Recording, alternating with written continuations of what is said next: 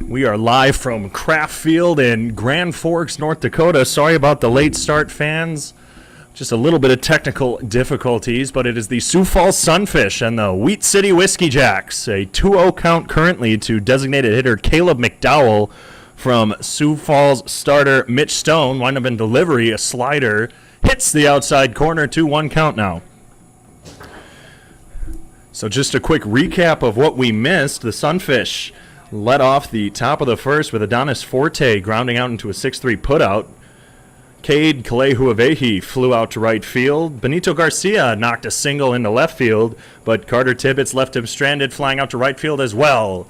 A slider hits the lower outside corner, 2-2 now with one out in the bottom of the first. Ethan Sitzman led off this inning with a single to the left side.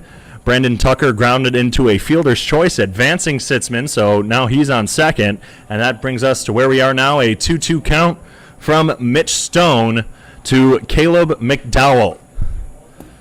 So you are now all caught up on the Sioux Falls Sunfish Radio Network and the Wheat City Whiskey Jacks live stream on YouTube.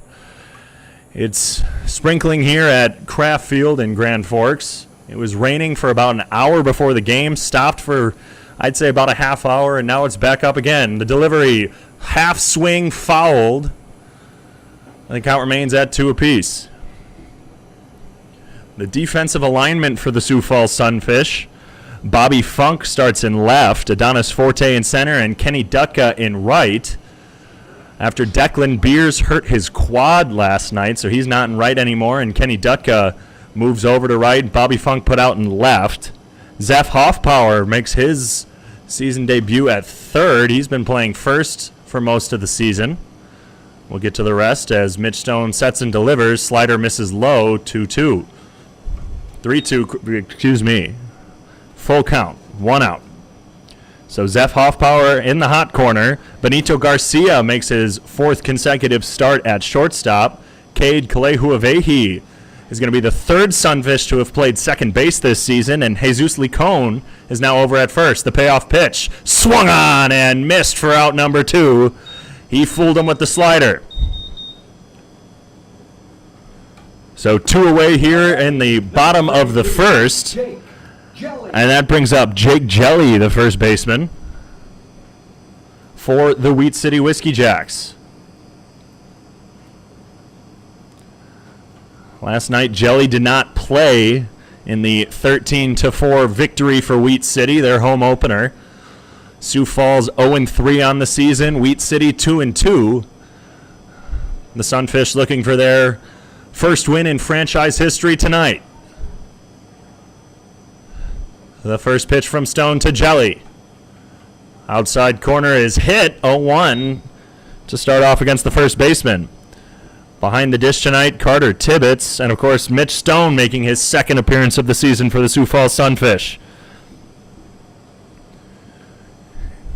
He was the first pitcher to take the bump in Sunfish history on Tuesday's matchup against the Fremont Moo. Sets and delivers, breaking ball misses low, 1-1.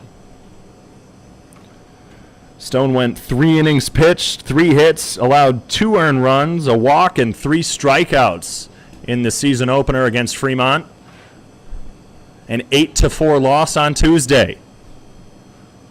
Rain falling here in Grand Forks. Stone looks in, sets, delivers.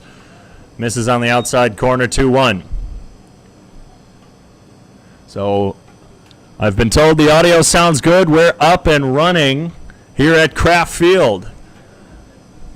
Once again, game 2 of the 2-game series, then Sunday and Monday off for both teams, and then a 3-game series once again here in Grand Forks next week. Stone sets, delivers, ground ball to the left side. Juanito Garcia fields it, fires it over to first, and that's going to be the third out of the inning.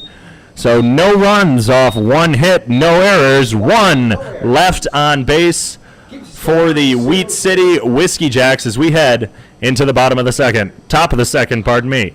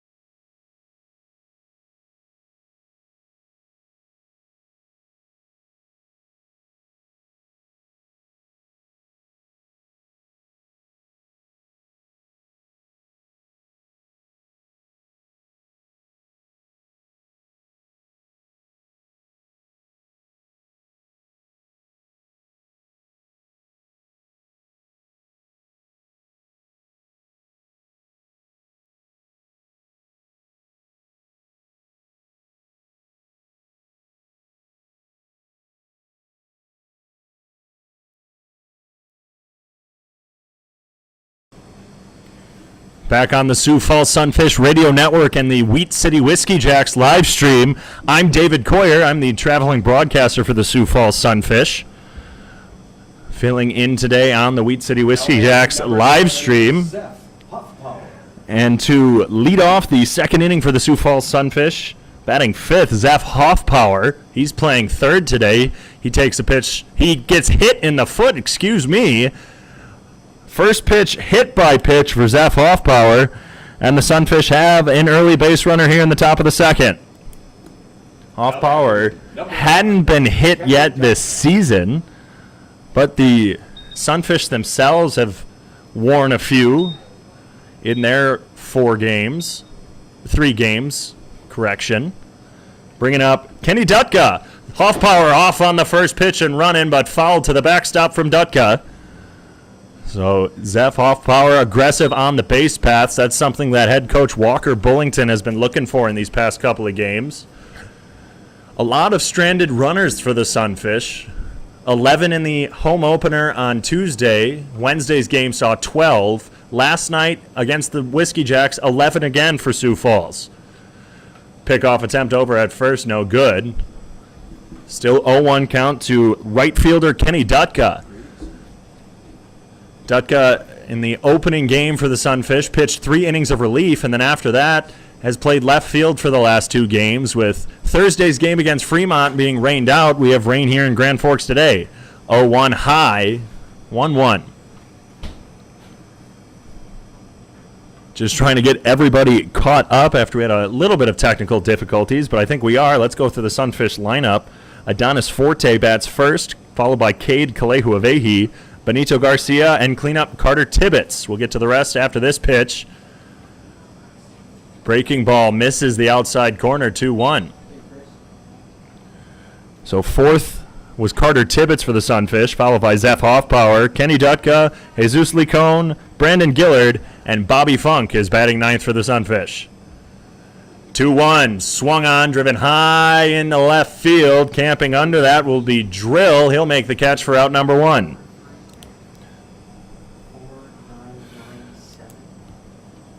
Now, Jesus Licone, the big man, up for the Sioux Falls Sunfish. He went over 2 last night with a run, an RBI, and a walk. He was also hit by a pitch, drilled in the back.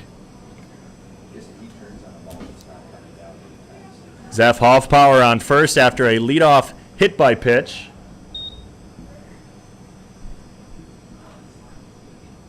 Two hits in today's game so far, one for the Sunfish, one for the Whiskey Jacks. Juanito Garcia, the one. Zeph Hoffpower takes off, pitch hits the inside corner. Jake Anderson, the pitcher for the Whiskey Jacks, didn't even see him go, and before he even started his motion, Hoffpower was halfway to second base. So a stolen base for Zeph Hoffpower, and now there's a runner in scoring position for the Sunfish. Swung on by Licone up the middle. That's bobbled by Daigle at second. He shoots it over to Jelly, and actually there was a substitution, and Zoe Hicks is at second base. So that's my correction, was dealing with the audio, and she'll be playing second base today. Zeph Hoffpower at third on the now batting number fielder's choice. Gillard. That brings up Brandon Gillard, still seeking his first hit of the season for the Sunfish. Takes first pitch in the inside corner, strike 1. So runner just 90 feet away for the Sunfish to try and take an early lead here at Kraft Field. Fastball hits the outside corner, 0-2 now to Gillard. Gillard designated hitting today after starting at second base for the first 2 games against Fremont and subbing in at second yesterday. Takes a fastball high and out of play right side. Still 0-2 count. 2 outs here in the top of the second. 0-0 between the Sunfish and the Wheat City Whiskey Jacks. Zeph Hoffpower hit by a pitch, stole second, and now he's on third. Swung on and missed by Gillard. And that is Jake Anderson's first strikeout of the game. No runs, No hits, no errors. One left on base for the Sunfish. We're scoreless after 1.5 here from Grand Forks.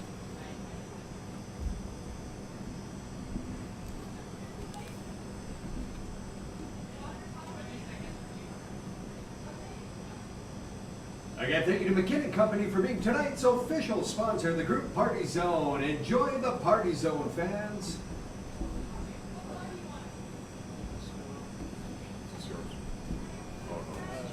Thank you.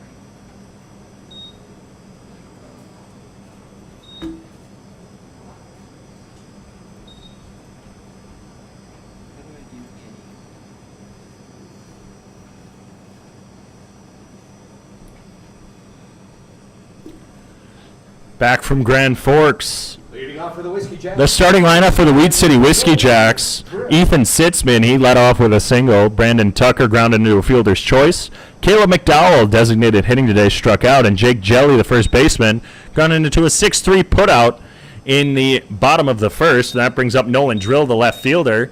Takes an early strike, down 0-1 now. He's followed by Rhett Stein, who's playing at third base. Houston Fogelstrom in right. Keenan O'Brien's catching. Pitch from Stone in the dirt, 1-1. Keenan O'Brien's catching. And Zoe Hicks is playing second base for the Wheat City Whiskey Jacks. And I didn't get to say it much in that last half inning, but Jake Anderson is on the bump for Wheat City. Pitch from Stone. Slider on the inside corner, hits 1-2. So just a quick recap again of the Wheat City bottom of the first. Ethan Sitzman had a single. He was advanced on a fielder's choice from Brandon Tucker. Caleb McDowell struck out, and Jake Jelly grounded into a 6-3 putout. And you are all caught up now here.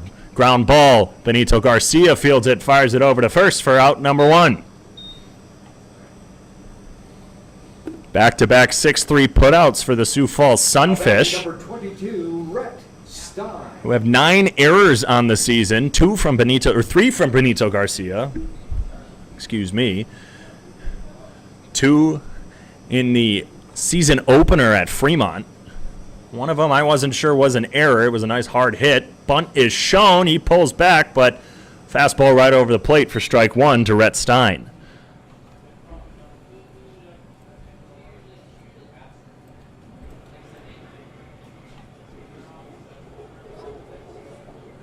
Pitch from Stone, slider misses low. Stein in last night's game went 2 for 5 with an RBI and a strikeout. He's batting .353 this season. Pitch from Stone, it just misses the outside corner, 2-1 now. Mitch Stone tickles 90 with that fastball. He really likes to rely on the slider, winds and delivers. Fastball at the knees. 2-2 now. The strike zone a little wavy last night, and some pitches were low, called a strike. Some were a little bit higher than that, and they were called balls. It just wasn't too much consistency. Breaking ball. He's rung up. I think the umpire forgot what the count was, but that hit the zone, and strike number 3, second strikeout of the day. This time looking from Rhett Stein. It was a very delayed call, and the umpire, I think, forgot that there were 2 strikes, didn't do a nice ring up. He just casually did another strike call. Houston Fogelstrom steps up to the plate. Stone sets, delivers, foul into the stands for strike number 1. We were all confused here in the press box. It was a corner pitch, so could have been a ball, could have been a strike. Just depends on what the zone was today. 0-1 from Stone, misses in the left-handed batter's box, 1-1. Rain still falling here in Grand Forks. We have a little bit of leaking here in the press box, but we have some nice paper cups trying to catch the drips. Fastball inside, 2-1. Nothing here in the bottom of the second with 2 outs. Houston Fogelstrom was playing right field today for the Whiskey Jacks up to the plate. Stone sets, delivers. Slider inside, misses, now 3-1.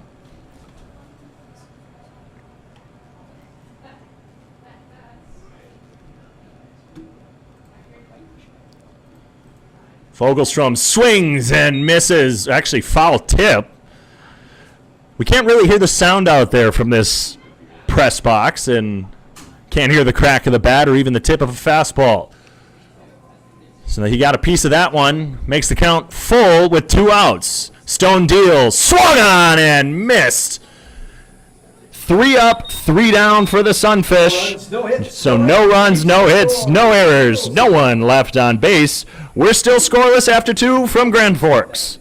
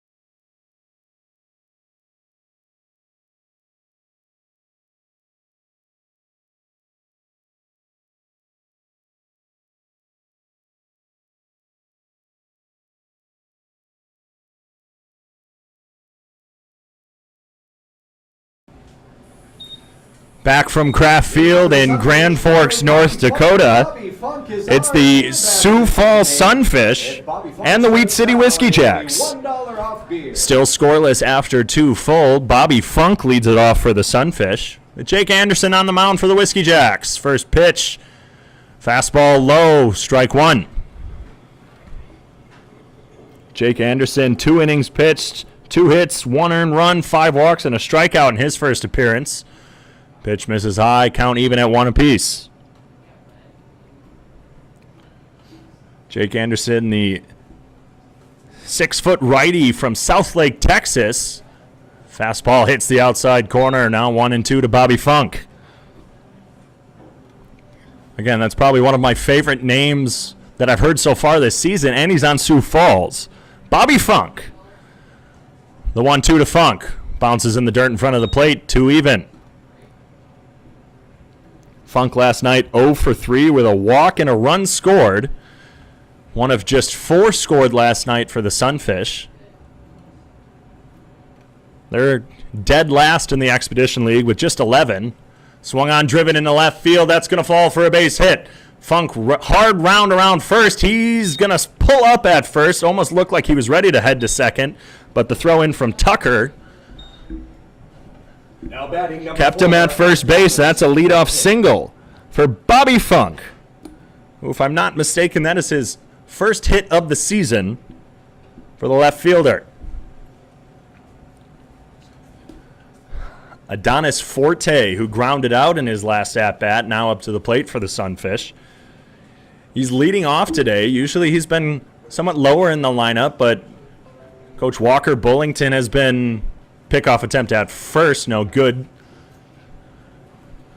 But Coach Bullington was talking to me before the game, and he was saying he wanted to get some speed at the top of the order. So it's got Forte, Kalehu, Avehi, and Garcia.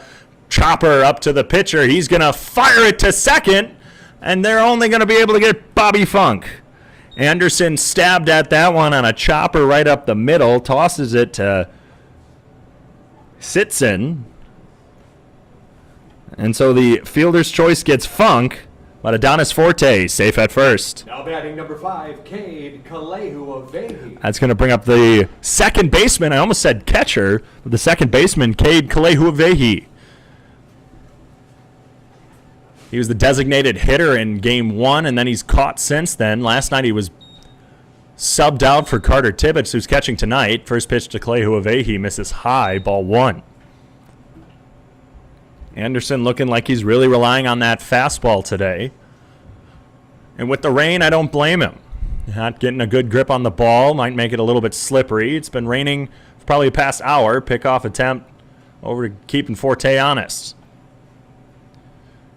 Right before he had that chopper up the middle, I was going to talk about Forte's speed. He's shown it in center field, pardon me, this season. He takes off, grounder to the right side, and that's a good hit and run.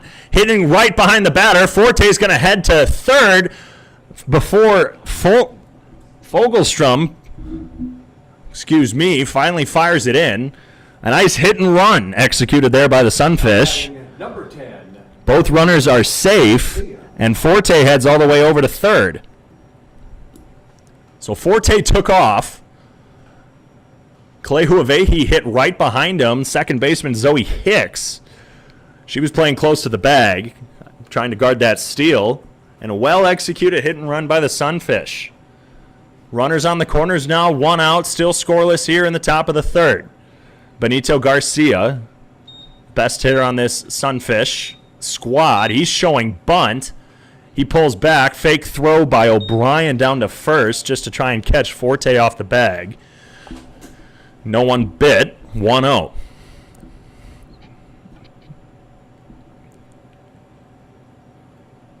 Juanito Garcia 1 for 4 last night with a walk and a run, 2 strikeouts. Forte teases a steal. Garcia teases the bunt but pulls back. Neither of them went. 2-0. So 4 hits early on for the Sunfish, who in their 3 games have left a total of 35 runners left on base. Forte's going. No pitch. He is out at the plate, but a steal by Kalehu-Avehi to second. Forte had the jump as Anderson was taking his time. Anderson was caught sleeping on the mound, but Forte, he took off, and it almost looked like his hand got under there. It was a bang-bang play at the plate, called out trying to steal home. First attempt stealing home by any Sunfish this season. I'm going to just go out on a limb and take a wild guess that that's the first attempt at stealing home in the entire Expedition League this season. It's safe to assume that doesn't happen often even in the major leagues. 2-1 to Garcia. Fastball swung on foul to the Sunfish dugout. 2-2. So now 2 outs here in the top of the third. Runner on second after Forte's attempted steal home sent Kalehu-Avehi to second. Should probably mark that down in my scorebook. The Sunfish 0-3. The Whiskey Jacks an even 2-2. The pitch from Anderson bounces in the dirt, stopped by O'Brien, full count. The Whiskey Jacks had their opening series against the Sioux Valley Sabre Dogs. They lost the series 1-2 after being blown out 16-2 on opening night. Won 9-8 in their second game. And lost the final by allowing another whopping double-digit runs. Payoff pitch, breaking ball, misses the outside corner, and Garcia draws a walk. 2 runners on, 2 outs here, still scoreless between the Sunfish and the Whiskey Jacks. Now batting number Carter Tibbetts, who flew out to right field to end the first inning, steps up to the plate now. He's catching again for the Sunfish. Tibbetts with half of the Sunfish home runs this season, and by half he has one of the 2, the other being Kenny Dutka. 2 players holding on. Kalehu-Avehi at second. Pitch misses low in the dirt, 1-0. Zoe Hicks and Sitzman His first name is Ethan. Sitzman, excuse me. My handwriting on my fielding chart is a little sloppy. He was rushing a little bit before the game. 1-0 pitch to Tibbetts. Swung on and missed a breaking ball. But Hicks and Sitzman were both kind of wandering over to second to try and hold on Kalehu-Avehi. Hicks drifting over again, the 1-1. Fastball misses the outside corner, 2-1. Again, Anderson looking like he's favoring that fastball. Has tossed in what looks like a slider every now and again. The 2-1 pitch to Tibbetts. Anderson looks back, checks second, sets and delivers. Fastball right down the middle, 2-2 now. And for the first time this season, for the Sunfish fans who like to hear me say it, it's deuces wild. We finally have it. Carter Tibbetts, number 2. 2 balls, 2 strikes, 2 outs. I've been waiting for that all season. It's finally happened. The 2-2 swung on, driven high into left field. Coming in is Drill. Going out is Sitzman. And the catch made by the shortstop. He was drifting over. He was drifting back, far back, and it looks like Tibbetts shattered his bat. 0 errors. But no runs, 2 hits, no errors, 2 left on base for the Sunfish. We're still scoreless heading into the bottom of the third.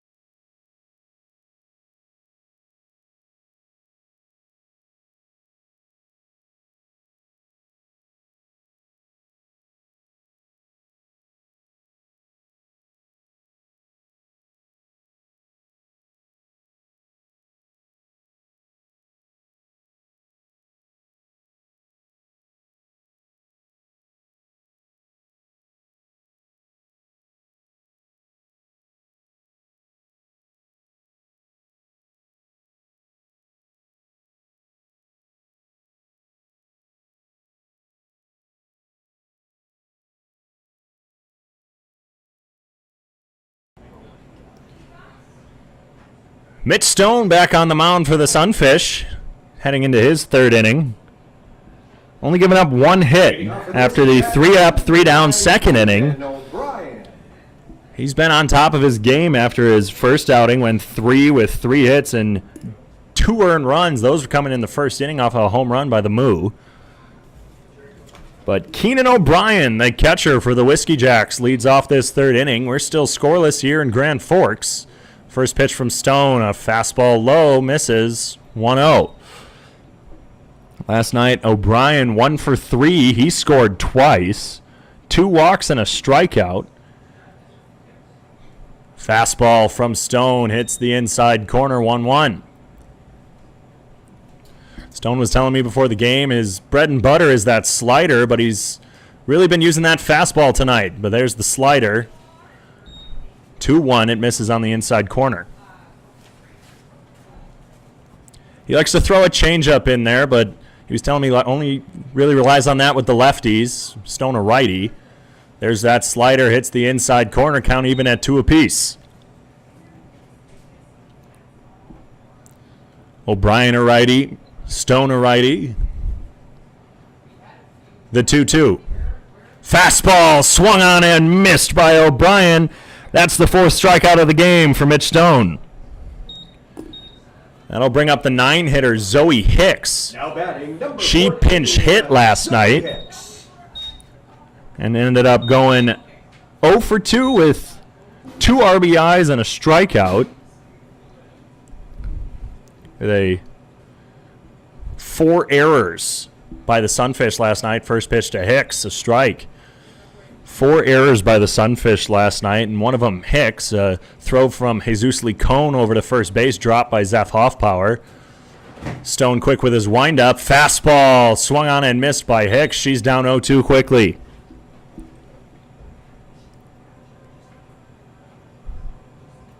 Stone really quick in his windup. I think he's just going straight fastballs. Chopper, left side. Garcia sets, fires over to first base for out number 2. With this infield being turf, that chopper just kept rolling over to Garcia, but he still had to charge on that one. But he had enough time to set and deliver over to Jesus Licona at first, and that's 2 away quickly for the Whiskey Jacks. That's back to the top of the order. Ethan Sitzman, the lone hit for Wheat City tonight. Led off the bottom of the first. He ended up at second on the fielder's choice. Slider away, misses 1-0. Stone, you wouldn't have known that he was pitching today. He was all loosey-goosey for most of the day. Slider inside, swung on and missed by Sitzman, 1-1. He was in a good mood, talking to everyone. Usually when you see a pitcher starting for the day, he might keep to himself, get prepared. Even before the game when we got here, wind-up delivery. Breaking ball hits the zone, 1-2. Took him a bit to warm up, but we get here pretty early, so he didn't want to warm up too early. But he was talking to everyone, joking around. He's been dominating so far. The 1-2 pitch. Breaking ball just misses the outside corner. Checking on the swing. He did not go. 2-2. Stone was trotting into the dugout. He thought he hit that outside corner. It was a 50-50 from our viewpoint here, right behind home plate. The 2-2 pitch. Stone going with the fastball, driven high and deep into right field, giving chase is Dutka. He sets underneath it. Correction, actually. Bobby Funk out in right field for out number 3. Back-to-back 3-up, 3-down innings for the Sunfish. We're scoreless after 3 total here in Grand Forks. We'll be back with the top of the 4th at Kraft Field in a moment.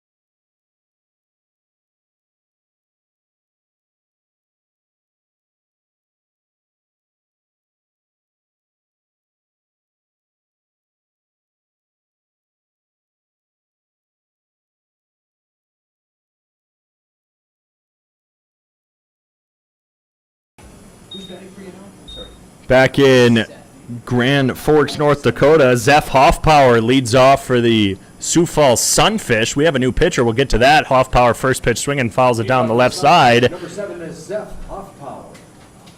And the new pitcher on the mound, Dylan Keister.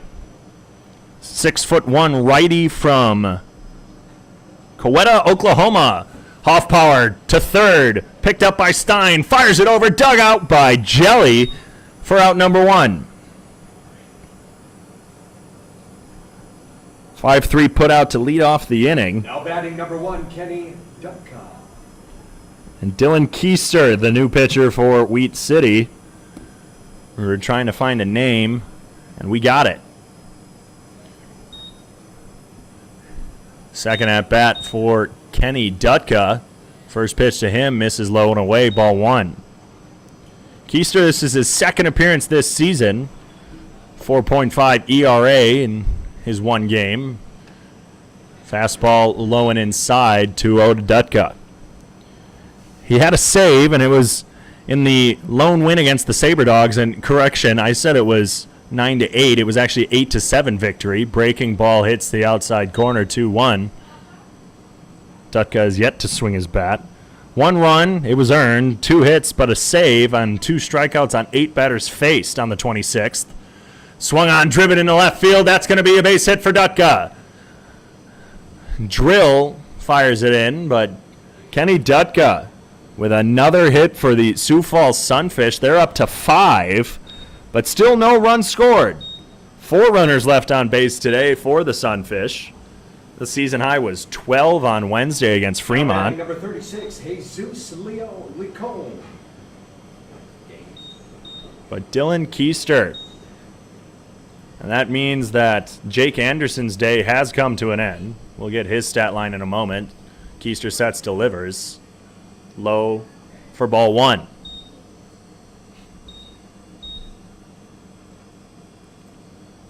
So Jake Anderson, after this pitch, got a little bit late. Pickoff attempt to first, no good. Dutka still in there. We're scoreless after 3 full. We're in the top of the 4th here from Kraft Field in Grand Forks, North Dakota. Dutka with a moderate lead at first. Pickoff attempt once more. The Sunfish have been very aggressive on the base pass today. Stolen base by Zeph Hoffpower, and then an attempted steal of home plate by Adonis Forte for the first run of the game for Sioux Falls was no good. Pitch to Licone, chopped foul down the left side. Count even at 1 apiece. So Jake Anderson, 4 hits, no runs allowed, 1 walk, 1 strikeout, 13 batters faced. So not a bad day for Anderson. 3 innings pitched, a season high. Licone takes a breaking ball low, 2-1. But maybe his arm was just getting tired, or they didn't want him going too far into the game. Maybe he just wasn't feeling comfortable, but the Whiskey Jacks settle with Dylan Keister. Pickoff attempt once more over to first, just to keep Dutka close.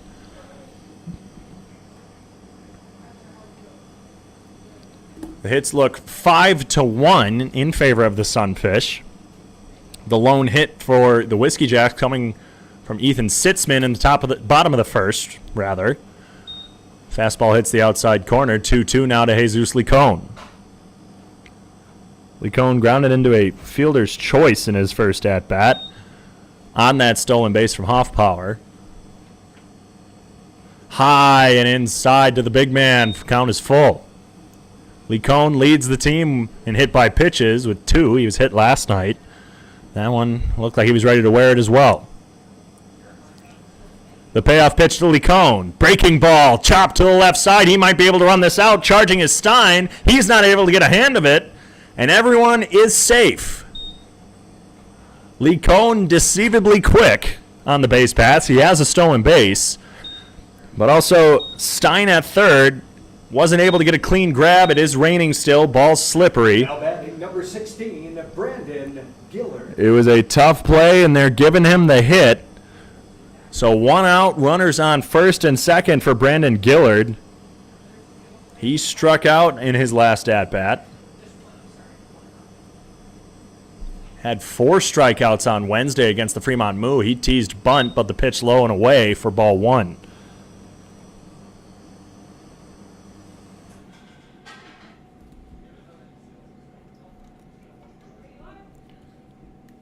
Keister looks back at Dutka on second, fires and delivers.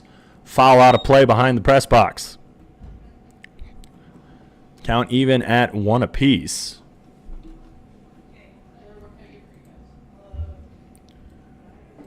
Gillard designated hitting today. He was played second first couple games. Chops this one to first base. Licone blocking Jelly, but he makes the flip over to Keister for out number 1. Both runners advance to second and third. Dutka on third, Licone on second. That was a nice defensive, or rather offensive screen by Jesus Licone. The ball was coming towards first base with Jelly, and Licone kind of stopped, and if it was hockey, it'd be a goalie screen. This was a first baseman screen, and they're still able to get the flip out at first. So that brings up Bobby Funk, who first pitch swinging, grounds it to short. Sitzman fires it over to first, but a run crosses. Oh, There were 2 outs. That's my fault. Was not paying attention to how many outs there were. I got excited that the Sunfish scored. But in fact, the 6-3 foot out strands 2 after 2 hits here in the top of the 4th. We head into the bottom of the 4th. Still scoreless from Grand Forks.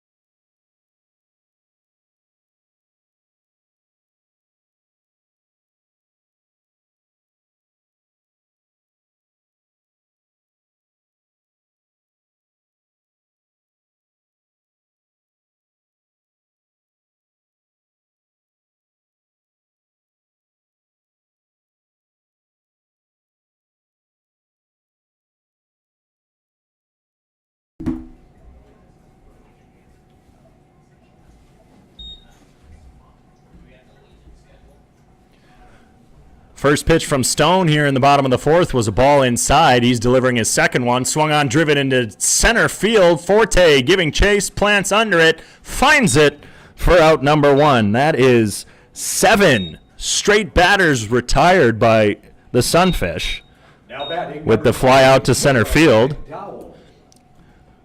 Just testing the audio quality. That's why we're a pitch behind. Apologies. Still scoreless here in the bottom of the 4th at Kraft Field.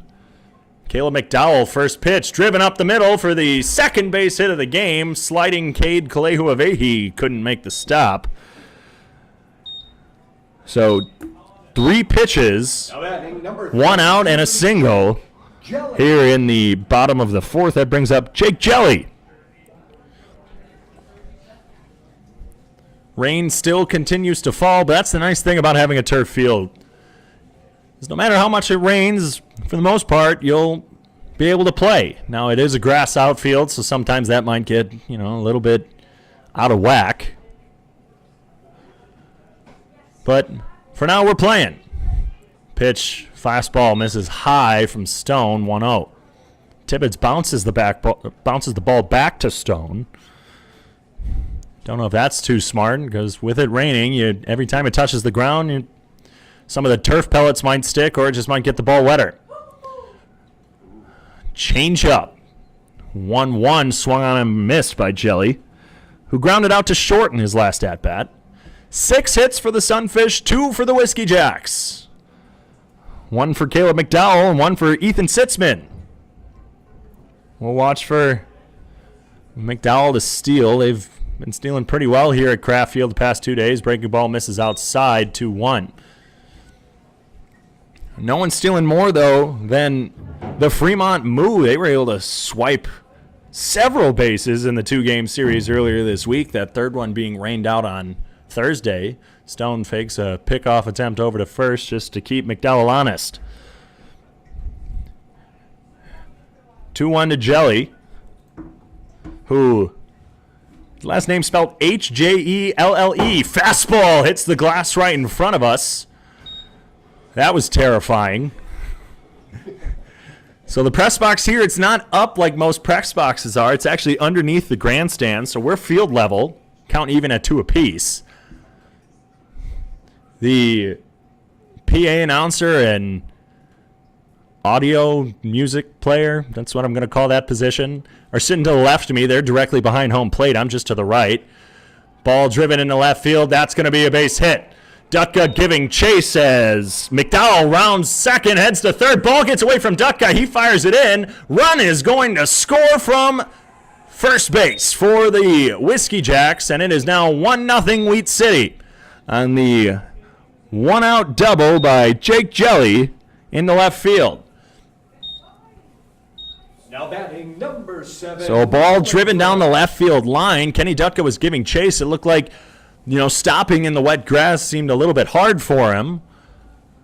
And I think the ball just kept rolling all the way to the wall. Don't have the best vantage point from here with the umpire positioning. But an RBI double for Jake Jelly puts Wheat City on top here in the bottom of the fourth. Nolan Drill, the left fielder, now up to bat. Fastball to Drill, taken high and deep out of play over the right side. This is the longest Mitch Stone has pitched this season. He only went 3 in his season debut and opening day at Fremont. But he was seeming ready to go 7 tonight. That was his attitude. Pitch from Stone, misses low, 1-1.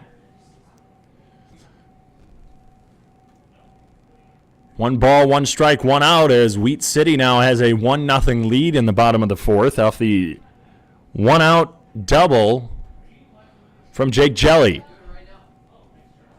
Stone checks back at second, no one covering. Kalehu Avehi shifting over. Pitch misses low, gets away from Tibbetts, but not enough for Jake Jelly to go, and he was a little frustrated on that one. He clapped his hands in frustration. He thinks he could have made it over to third. Zeph Hoffpower playing over at third right now. And a defensive switch, I forgot to mention, that was made before the game. Kenny Dutka in left, Bobby Funk in right. Fastball just misses the outside corner. 3-1 now. Nolan Drill from Upper Iowa University. He's a freshman there from Cortland, Minnesota. The righty-righty matchup between Stone and Drill. Breaking ball, check, swing, but he went, says the open plate umpire. Full count. Ball was in the dirt. So full count, 1 out, runner on second. 1-0 Whiskey Jacks.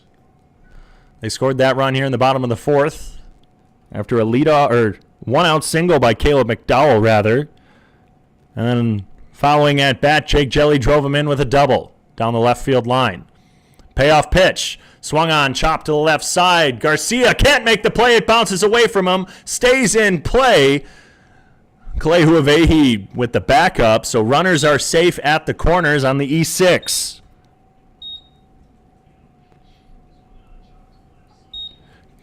Garcia, he's usually a solid shortstop out there. Has a few errors this season, but he's sure-footed and usually makes the grab. Ball might be slippery and he maybe just couldn't make the play. Who knows? But the first error of the game for the Sunfish, they have not gone a game so far this season without one. They have 9, which is the 4th most this season. Out of the top 5, they're the first ones without double digits. Runners at the corners, fastball right down the middle to Rhett Stein. Stein struck out looking in his first at-bat. That was the one where we didn't really know it was a strikeout because it was such a late strike call. Time called. Ball back into play. Runners at the corners. Jake Jelly at third. Nolan Drill at first. Stone checks first. Bunt shown, and there's a bunt right in front of the plate. Runner's going. It's a squeeze. Tibbetts picks it up, throws it to first. He's in time at first, but the run will score from third on the sacrifice bunt. 2 away, but 2-0 Whiskey Jacks in the bottom of the fourth. A well-executed squeeze. Jake Jelly was off and running at the crack of the bat. And by crack of the bat, I mean it was a bunt, so it was really just died right in front of the plate. Didn't roll up either line. It was going more towards the right than the left, and Carter Tibbetts, he couldn't make any other play. First pitch from Stone misses the outside corner, 1-0 to Houston Fogelstrom. Ball died just slightly up the right field line. Stone wasn't really He was charging in. He was about halfway home by the time Jake Jelly made it. Still got the out at first. Runner on second now, 1-0. Swung on, driven high to left, but that's going to be close to the wall. Dutka stumbles, but he makes the grab in foul territory. I lost the ball. It looked like it had been carrying out of play, but Dutka tracked it, slipped, recovered, and made the third out, but not before the Whiskey Jacks strike first. 2 runs off 2 hits, 1 error with 1 left on base. It's 2-0 after 4 in Grand Forks.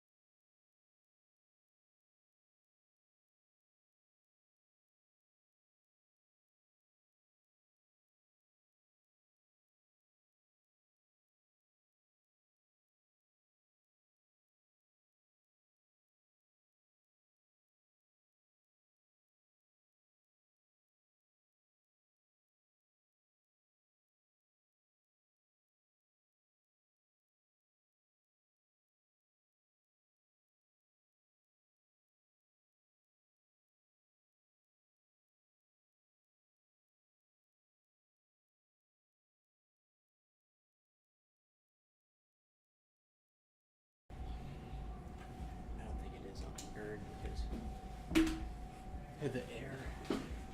I get confused with those sometimes. Leading off for the Sunfish, number 4, Adonis. Back at Kraft Field between the Sioux Falls Sunfish and the Wheat City Whiskey Jacks, Adonis Forte leading it off. Takes a pitch on the outside corner, but it misses. Ball 1. We are in the top of the 5th, 2-0 Wheat City after they drove in 2 there in the bottom of the 4th. Top of the 5th. I don't remember what inning I just said. Hopefully I didn't stumble, but Adonis Forte took a foul on the right side. It's now even at 1 apiece. Forte tried stealing home last time he was on. A breaking ball buckles his knees. It's 1-2. Rain still falling in Grand Forks, and the turf looks like it's being torn up at home. The plate almost it's not fully visible. Breaking ball misses low, 2-2. With the 2 runs scoring, it must have been some of the turf pellets might have been flung up. Runners crossing. Swung on, chopped up the middle, diving play by Sitzman. He fires it over, not in time. An infield hit for Adonis Forte to lead off the 5th inning. A grounder to the left side. Sitzman, he sprawled out, popped up. His throw wasn't too powerful. And I think Adonis Forte's speed is what got him there. Cade Kalehuavehi steps up now against Dylan Keister in his 2nd inning. He tosses it over to first just to keep Forte close. Forte made it all the way over to 3rd and then tried stealing home and just missed. Bunt shown by Kalehuavehi. He bunts it foul on the right side, though, for strike number 1. No successful bunts this season for the Sioux Falls Sunfish. They haven't been showing it much, but they've been really more aggressive at the plate today. Yesterday, they were really taking a lot of pitches with the zone all over the place, and today they have 7 hits, which is on way to tie a season high. Kalehuavehi already showing bunt, and catcher O'Brien was he was just telling Keister, throw it over to first. Keep Forte close. And just so he could relax and reset, Kalehuavehi's showing bunt again. Forte off and running. Pitch high and inside. Throw down. Goes into the outfield. Forte's going to stay at 2nd, but still swipes 2nd. A stolen base for Adonis Forte puts a runner in scoring position with no outs. The pitch high and inside to Kalehuavehi, so a very tough throw for Keenan O'Brien. The count now 1-1 against the second baseman with Adonis Forte on second. He's taking a strong lead out at second base. The breaking ball misses the outside corner, 2-1. Clay Huavehi from Arizona Western College. He's one of 2 players from Hawaii on this Sunfish squad. Forte dancing at second. Gets Keister's attention, but he fires a chopper up the middle off the mound. That's going to be into center field. Adonis Forte being waved home. The throw held by Tucker out in center field, and the Sunfish are on the board. An RBI single for Cade Huavehi drives in Adonis Forte, and it's 2-1 still in favor of the Whiskey Jacks.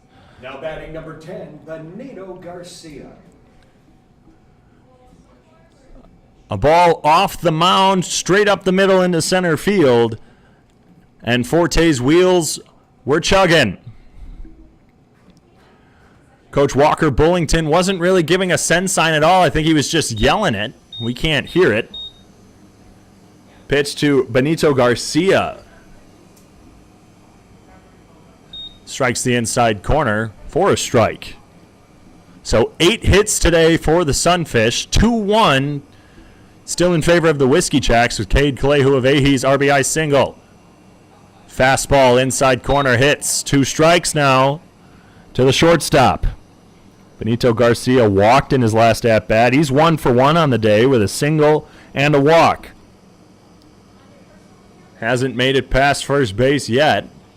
The 0-2 in the dirt, stopped by O'Brien. 1-2.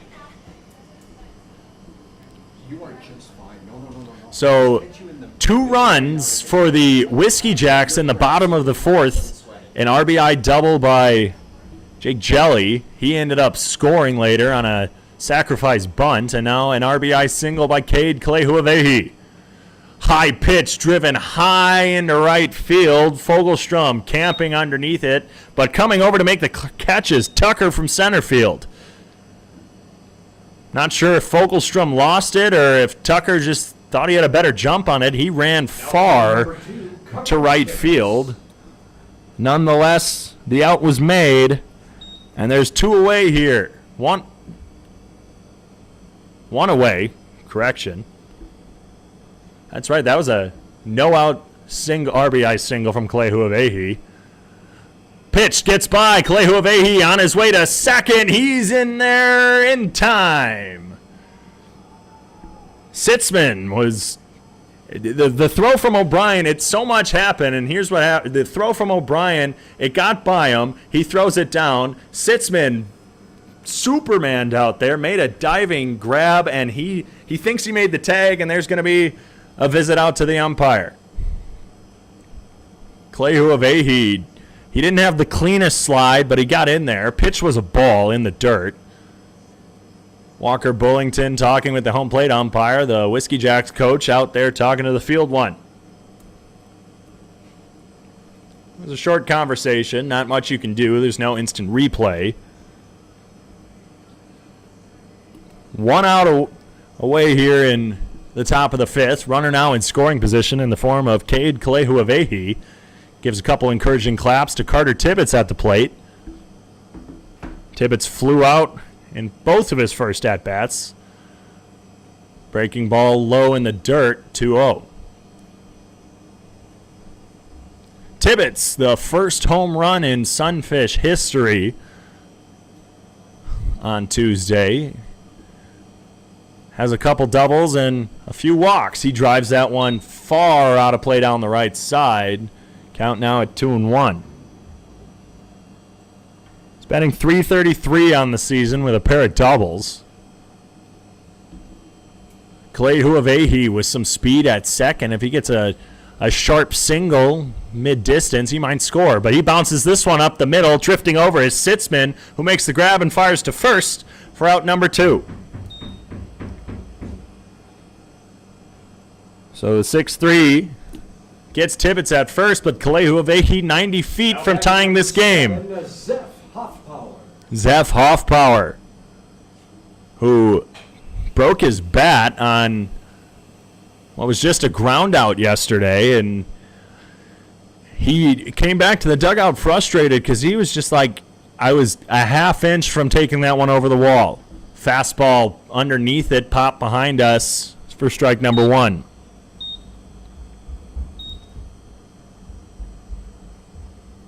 Hoffpower, again, it's one of the nicer names on the team. It's a cool name. Pitch in the dirt, bounces in front of O'Brien, evens the count at 1 apiece. And Hoffpower, not spelt the way you think it would. P-A-U-I-R at the end of it. Still pronounced power as in P-O-W-E-R. That's for the Whiskey Jacks fans listening on YouTube. Underneath it, drives it out of play. 2 strikes now and a ball to Hoffpower. Sunfish fans, you've heard me talk about the interesting names on this Sioux Falls squad. We're both simulcasting on the Sunfish Radio Network and the Whiskey Jacks live stream on YouTube. Fastball high, misses. We're at 2s across the board. 2 balls, 2 strikes, 2 outs in the top of the 5th. 2-1. Wheat City Whiskey Jacks over the Sioux Falls Sunfish in the top of the 5th. A no-out RBI single by Kalehu Avehi drove in Forte. Pitch misses low, gets away from O'Brien, but Kalehu Avehi I don't think was paying too much attention at third. So he stays. Count's now full. 8 hits to 3 in favor of the Sunfish, but 2 runs to 1 in favor of Wheat City. A lone error by Juanito Garcia at short, which led to the second run. Chopped high to the right side, giving chases. Jelly, he's drifting over to the fence, but that's going to fall out of play.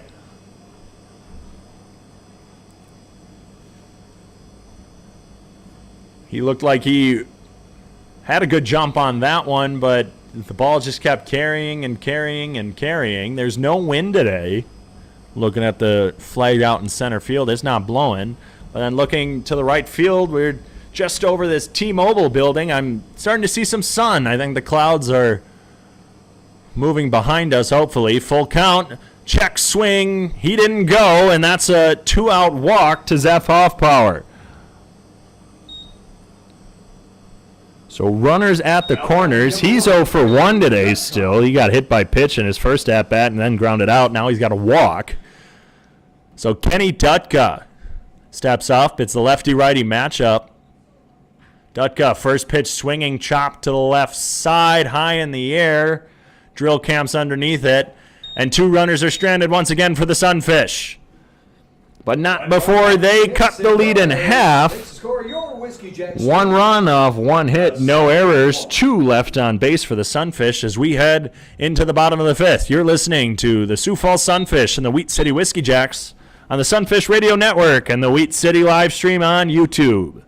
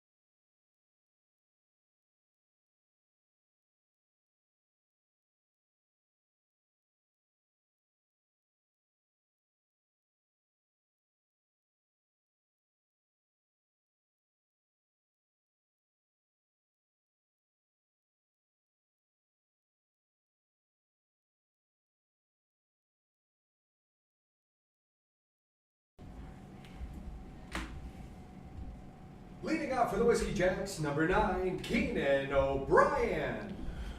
Keenan O'Brien, the leadoff hitter for Wheat City, who holds a 2-1 lead over the Sioux Falls Sunfish. Mitch Stone out for his 5th inning.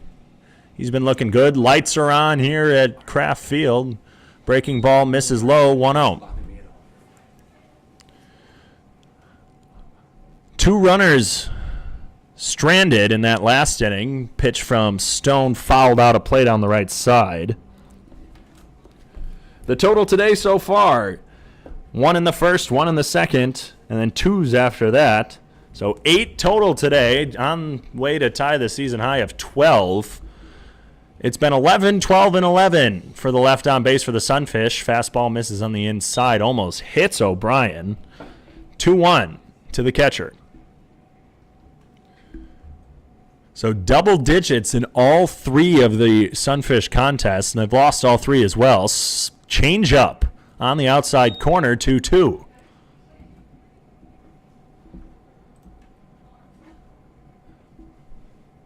And the thing is, today, the Sunfish have been stranding a couple runners at third base. So they've been really leaving them in scoring position. The 2-2, fastball, he got him! Inside corner fastball. O'Brien not too happy with that one. He looks back, gives a smile and a little head tilt.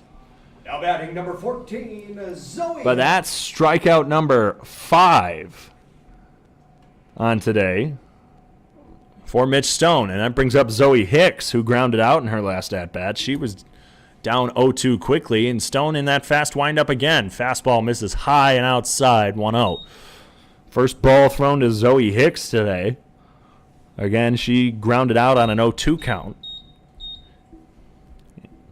in the last 3-up, 3-down inning. There's the slider, 1-1. Again, Stone likes to rely on that slider, but today I think I've seen more fastballs than sliders. He said his sliders is bread and butter. Fastball chopped out of play by Zoe Hicks. Hicks from a hockey family. Her dad, a hockey coach. Her brother played hockey. They tried getting her to play hockey, but she liked dancing. She did ballet. She spent time doing that, and then she found her second love of softball, where she played at. She strikes out, but where I was getting to was she played at Louisiana Tech. Now batting number 11, She strikes out swinging, back-to-back strikeouts for Mitch Stone, but Zoe Hicks also made histories. That brings up Ethan Sitzman. He's 1 for 2 with a single in the first and a flyout in his last at-bat. She made history. She's the first female to play in the Expedition League, and she's playing for the Wheat City. Stone to Sitzman. Slider misses high. That almost hit the top part of the corner. The PA announcer here in Wheat City, he loved that pitch. This mic picks up a lot. You guys might have heard him say that, but he loved it. Fastball hits the inside corner, 1-1. But Zoe Hicks, she's from Manitoba, Canada, and that's where Wheat City usually plays, up in Brandon. Fastball fouled out of play down the right side. 1-2 count, 2 outs, 2-1 Whiskey Jacks leading the Sunfish. But Wheat City typically in Brandon, Manitoba, Canada. I even got my passport for it. I was ready. But then they announced they're playing in Grand Forks this summer due to COVID. Pitch swung down the right side, giving Chase Lee Cone all the way over from second base was Kalei Huavehi, and he couldn't get it. It was out of play, but great effort by the second baseman. So I got my passport and everything. I was ready to go to Brandon, Manitoba. I had never been out of the country, never been to Canada. Got my passport, was ready. Then they announced they're coming to Grand Forks, and I'm just like, well, it's not Canada, but baseball is baseball. I'm calling it here, and we're having a good time. The 1-2, fastball, chopped out of play again. But next season, a new Expedition League team announced coming to Grand Forks, and this was a kind of a test run, and with the borders being closed due to COVID, why not come to Grand Forks where you're having the team? Stone winds, delivers, swung on and missed the tag by Tibbetts as the ball was in the dirt. And Mitch Stone strikes out the side, 3 up, 3 down for the Whiskey Jacks. Wheat City still leads 2-1 after 5.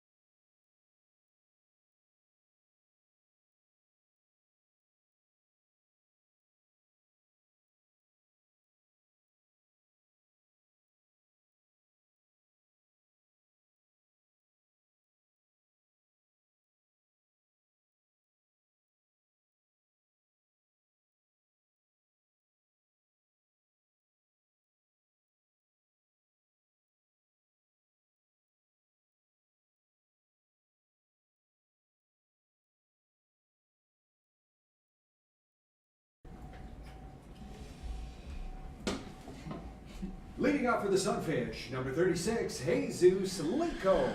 2-1 Whiskey Jacks as Jesus Licone leads off for the Sioux Falls Sunfish. Keister's still on the mound. His first pitch, a fastball, hits the inside corner for a strike. This season, Licone has been struggling a little bit at the plate. Another fastball, the outside corner this time, 0-2. That one looked a little low, but I think the strike zone's been pretty consistent today. He's been liking those low and outside pitches. Licone, the 0-2, ball in the dirt, bounces far in front of the left-handed batter's box, gets away from O'Brien. But Licone this season, he actually takes that one, grounds it to Zoe Hicks. She fields it, fires it over, and that's out number 1. Licone 2 for 11 this season, finally found it. But 5-3 put out to lead off the 6th inning. Gillard. 4-3, correction, 4-3. I got my second base and third base position numbers out of whack. 4-3 put out, and that brings up Brandon Gillard. He grounded into a fielder's choice his last time. First pitch swinging, grounds it to third. Picked up by Stein. He misplays it, and Gillard is going to get on for his second time of the series, both by errors, and that time in E5. There, we got it that time. Third base is 5, and that was Stein. Bobby Funk. Fans, he's our beer batter if he strikes out. That's the first error of the game for the Whiskey Jacks, this time by Stein. And that's a early runner here in the top of the 6th for the Sunfish. Gillard quick on the base paths. Ball gets away from O'Brien. That's a wild pitch, and Gillard trots into second. And after one pitch to Bobby Funk, there's a runner in scoring position for him. So an E5 and a wild pitch, and Brandon Gillard just taking advantage of the Sioux Falls, or rather the Whiskey Jacks, misplays this inning. The 1-0 pitch to Bobby Funk. Fastball hits the lower part of the zone for strike number 1. Again, this umpire really liking those low pitches. We were just talking about it with 1-1 count.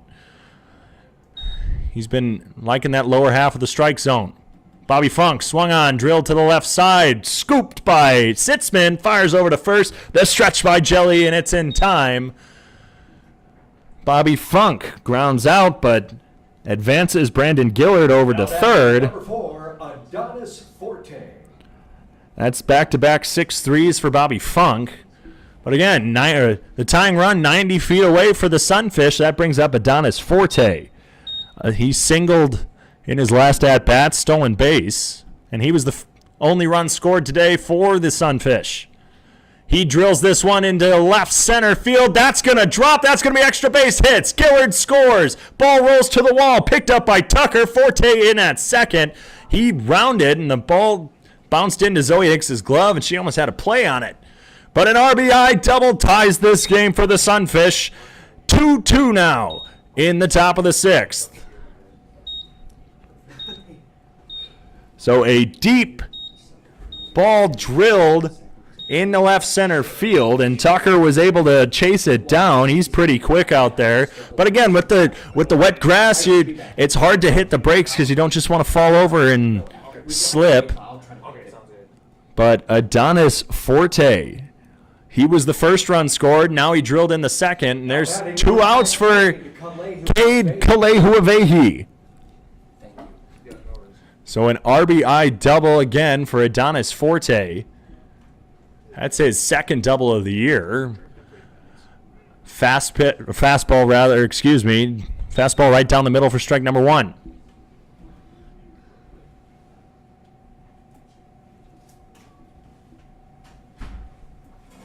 Kalehuavehi, he was the one who drove in Forte. He drives this one into right field. Is that going to fall? No! A diving catch by Hunter Fogelstrom. And the damage done is just 1 run, and that could have been 2, but a nice dive by Fogelstrom. 1 run off 1 hit, 1 error, 1 left on base. One's across the board for the Sunfish, but we're tied at 2 here after the top of the 6th from Kraft Field.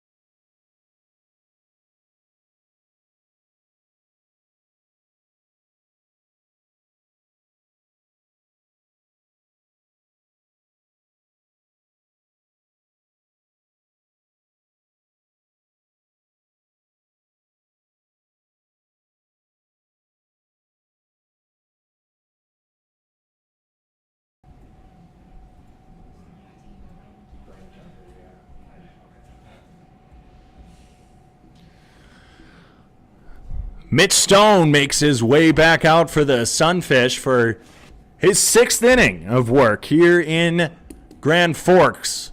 The Sunfish in the top of the 6th tied it up. That's back-to-back innings of runs for Sioux Falls.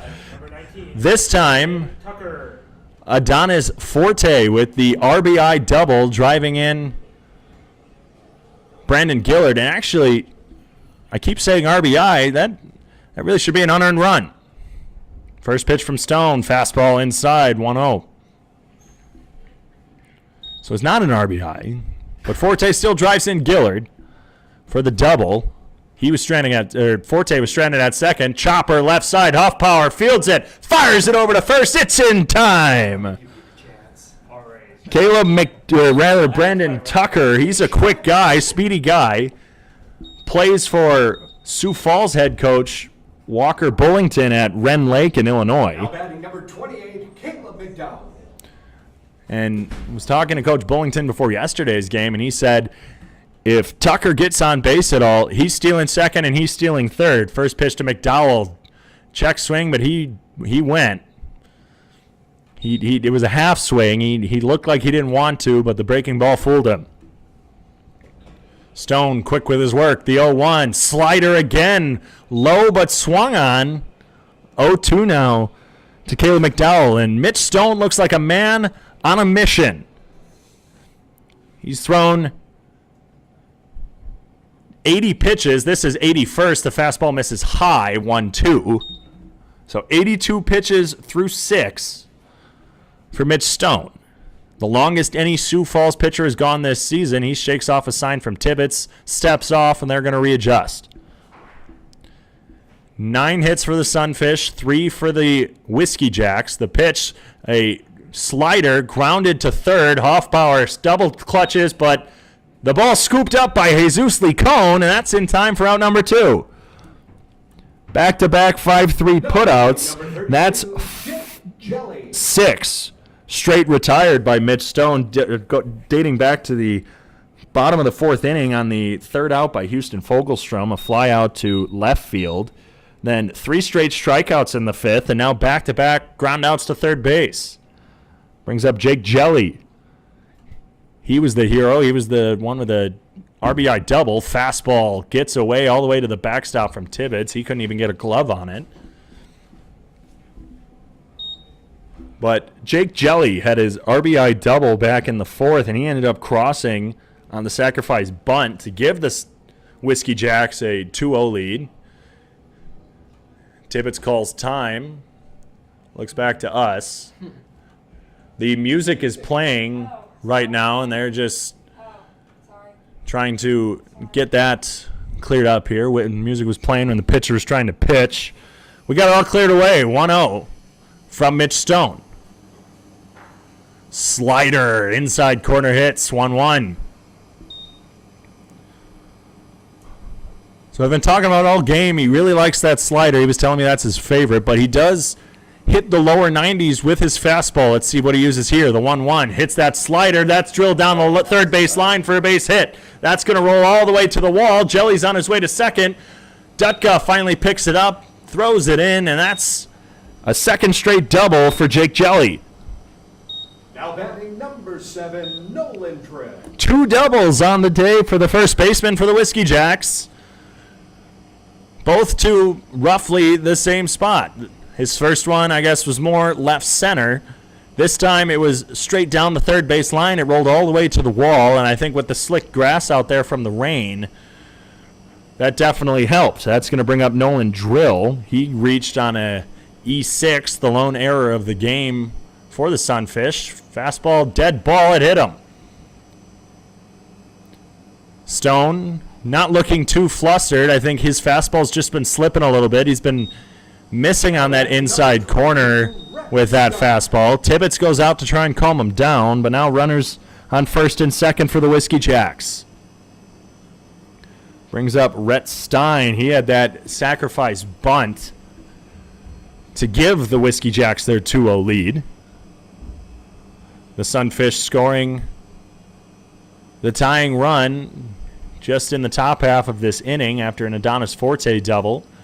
First pitch, fastball, misses the lower outside corner, 1-0. This umpire really liking those lower outside corner pitches. That one must have just been a little too low for his liking. We got a good view here from the press box. I'm just to the right of the strike zone. I can't see the inside corner for right-handed batters, but I can see that outside corner. Fastball foul to the backstop. So after today's game against the Whiskey Jacks, this is the series finale, but not so much. The Sunfish and the Whiskey Jacks have Sunday and Monday off, Monday being Memorial Day. And then they have Tuesday, Wednesday, Thursday, 3-game series. Fastball drilled to the left side. That gets to the outfield. Around third rounds, Jelly. Runners are still going. Throw to third. The tag. He's out at third. So Dutka fires it in from left. The run does score. It was a timing play with 2 outs. So a ball hit to the left side. That got through. Jelly was rounding from second. He scores at home. The throw into third wasn't out. So that's going to be a 7-6 putout. But the run does score. 3-2 now after 6 in favor of the Whiskey Jacks.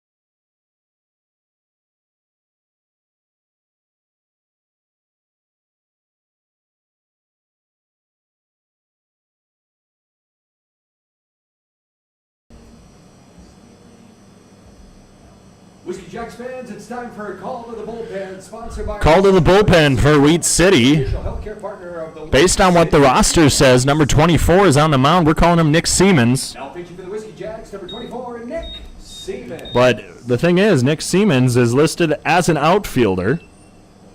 But he is who is on the official roster as number 24, so that's who we're going with. If we get any update, we'll let you know. Sunfish, number 10, But leading off for the Sunfish, Juanito Garcia. It's 3-2 in favor of Wheat City. Siemens' first pitch bounces in the left-hand batter's box for ball 1. Hey fans, if you're Whiskey Jacks, hold the Sunfish scoreless this inning. It'll be free hot chocolate. Juanito Garcia flew out to center field in his last at-bat. 1-0 to Garcia. The windup and the pitch. Fastball high. 2-0. Both pitches have gone to the backstop. Speaking of pitches going to the backstop, during his warm-up, we all thought we died. There was a fastball that hit the glass in front of us or hit something near us. Pitch in the dirt, 3-0 to Garcia. I wasn't looking. I don't think any of us were. And it hit, and it sounded, in the words of the PA announcer here at Kraft Field, he thought a gun went off. You can hear laughing in the background because all of us were freaked out. It was terrifying. 3-0 fastball right down the middle, 3-1. But I darn near had a heart attack. We all basically let out little yelps, and it was just, we were just trying to figure out what pitcher was on the mound, and he scared us. Breaking ball misses low. Garcia with the leadoff walk. So top of the 7th, leadoff walk for Juanito Garcia. Once again, ladies and gentlemen, if you're Whiskey Jacks, It's 3-2 Whiskey Jacks. it'll be free hot chocolate. Free hot chocolate being offered here at Kraft Field if Sioux Falls is held scoreless. I wonder if that's for us media workers here in the press box. I hope it is. If we can get confirmation on that, that'd be great. But Juanito Garcia taking a moderate lead at first. And the pitch to Carter Tibbetts is in the dirt for ball 1. So 3 straight balls, then a strike, then a ball, and now another ball to Carter Tibbetts. Time is called again. The sun is just on the horizon. We can see it. The clouds are moving, but it still seems, I think it might be raining here. Garcia drives or heads to second. Ball gets away from O'Brien, the wild pitch, and Garcia's in standing up with the stolen base. So Garcia with a single in his first at-bat, a walk in his second, and he flew out. So this is his first time making it to second base today. He had a run yesterday, went 1 for 4. He had a hit down the left field line. It was very controversial. It looked like it was about 2 feet fair, but it was called foul. We can never be sure. Pitcher steps off, looks back Garcia, who was dancing out at second. Carter Tibbetts 2-0. Grounded to short in his last at-bat. The pitch. Fastball right down the middle, 2-1. 9 hits for the Sunfish, 5 for the Whiskey Jacks, but they still hold the 3-2 lead. After the timing play to end the bottom half of the 6th, Jelly scored his second run of the game. Garcia again dancing at second. This time Sitzman was coming over to cover, and Siemens stepped off and looked back.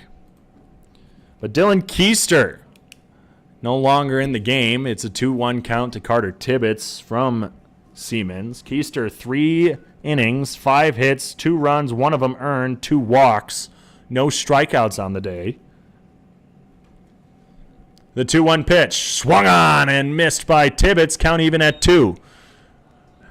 No outs, Garcia at second after a leadoff walk and a stolen base.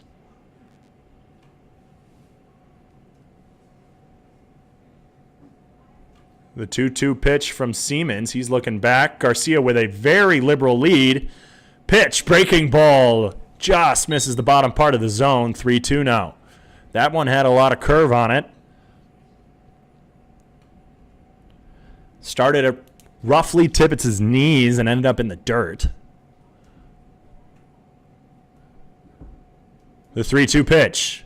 Swung on, driven to the right side. That's a base hit. Garcia being waved around, picked up by Fogelstrom. He misplays it a little bit. And that is going to tie the game on the RBI single from Carter Tibbetts. And by misplay, I mean the ball was a little slick, and Fogelstrom was, he looked like he couldn't get a grip on it on the running play. But an RBI single for Carter Tibbetts. He had an RBI yesterday and an RBI today, and we are tied once again here at Kraft Field with no outs. Zeph Hoffpower looking for his first hit of the day. He went 1 for 4 yesterday. Swung on, first pitch swinging, but far out of play down the right side. So we are now tied once again at Kraft Field. Sioux Falls has not held a lead yet today. In fact, they've only had 2 leads during the season, and those were in the first 2 innings of Wednesday's matchup against Fremont. Pickoff attempt over at first, no good.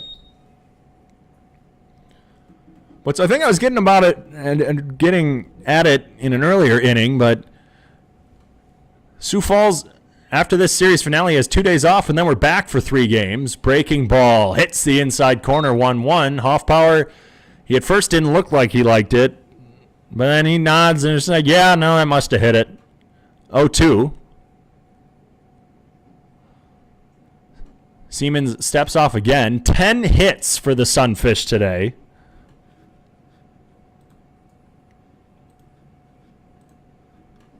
Pitch hits the inside corner. Hoffpower not happy about that one. The breaking ball just nicks the lower inside corner, and Hoffpower strikes out looking for the first out of the inning. Now batting number 1, Kenny Dutka. Kenny Dutka flew out to left field in his last at-bat. Pickoff attempt at first, keeping Tibbetts close.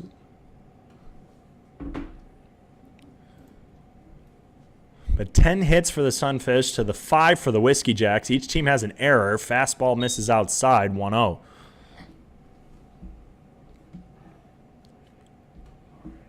But the road trip, Sunfish drove to Grand Forks yesterday, stayed the night.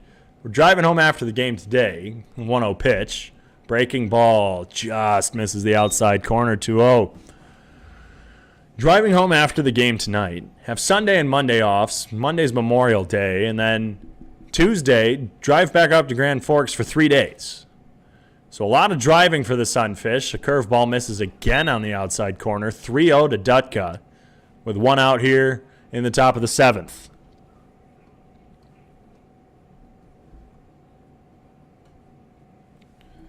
So 3 games on the dock against the Wheat City Whiskey Jacks before the season home opener. Fastball hits the inside corner from Siemens. 3-1 now with 1 out. A home opener on June 4th against the Pierre Trappers. But then after that, 2 road games in Pierre. Fastball misses. And Dutka walks, and now Carter Tibbetts heads to second. And another Sunfish in scoring position. Now batting number 36, Jesus Licon. So to start off this season, the Sunfish are all over the place in terms of traveling, and only 1 home game. This next week's 3-game series here in Grand Forks against Wheat City. First pitch to Jesus Licon almost hits him. 1-0. That 3-game series was supposed to be in Sioux Falls for their home opener of their inaugural 2021 season. But instead, scheduling changes had to be made, so the 3 games are now being played here in Grand Forks. Fastball misses, 2-0. And then that was switched with a 3-game series near the end of the month of June, and the 3 games on, pulling out my schedule, 18th, 19th, and 20th of June are now going to be played in Sioux Falls, so those are just flipped. And then after that series, the 2 teams don't see each other again. Pitch to Licon, breaking ball in the dirt, 3-0. So Siemens has really been struggling to find the zone. A handful of 3-0 counts. If I had to guess, based on the past 2, he's going to throw a fastball right down the middle, which is typically what you do with that 3-0 count. There it is, fastball down the middle, 3-1. I mean, that's what you do when you have a 3-0 count. You throw that fastball down the middle, or maybe throw, maybe a little bit of away, but for most part, you want to throw that strike. Sometimes a batter might hit it to the chagrin of a pitcher. Licon drives that one deep right field. That's carrying. That's going to be off the glove of Fogelstrom. Runners are going, but they were held because they weren't sure if that was caught. Licon jogging into second. Tibbetts at the plate. A bang, bang play. He's safe. The Sunfish now take a 4-3 lead off the bat of Jesus Licon. That one driven deep to right field, almost near the wall. Fogelstrom had a jump on it, but it came off the tip of his glove. That could have scored 2 if that had gotten down just normally. But both Gillard. Carter Tibbetts and Kenny Dutka were playing it safe. They weren't sure if he was going to make the catch. Now Brandon Gillard up to the plate. He was almost showing bunt, but takes a ball low. So 4-3 Sunfish. Runners in scoring position with one out. Second and third. Gillard takes a fastball down the middle, strike one. So the 1-1 to Gillard with one out. Sunfish now hold a 4-3 lead. This is their first lead in a game since Wednesday's game against Fremont. The 1-1. Swung on, missed by Gillard, down 1-2 now. 11 hits now for the Sunfish as they lead Wheat City here in the top of the 7th. 3 straight innings of scoring for Sioux Falls. 1 in the 5th, 1 in the 6th, 2 in the 7th. Ball in the dirt, stopped by O'Brien.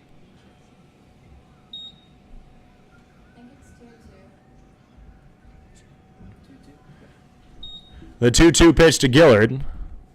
Rather, 2-2 count. Siemens winds, delivers, fastball at the knees, called strike 3. Gillard not happy with that one. That's been a strike all day. We've been talking about all game this umpire liking those low strikes. And now 2 away for Sioux Falls as Gillard strikes out for the second time today, this time looking. Brings up Bobby Funk. He's grounded to short in his last 2 at-bats. Takes an inside pitch, 1-0. So the official scoring a double for Jesus Licon, a tough run for Fogelstrom. So an RBI double for the big man. Runners on second and third, breaking ball misses, or he's calling that a strike. Got ahead of myself. That was an inside pitch that, if I'm being honest, that looked like that was at his feet. I can't be too critical because I didn't have the best view. Swung on and missed on the breaking ball by Bobby Funk as the sun begins to peek through the clouds. The sun is shining off of Bobby Funk's helmet. That's how I can kind of see it. And I think it's no longer, it hasn't been raining. I think it's just the drips we're seeing in the glass in front of us.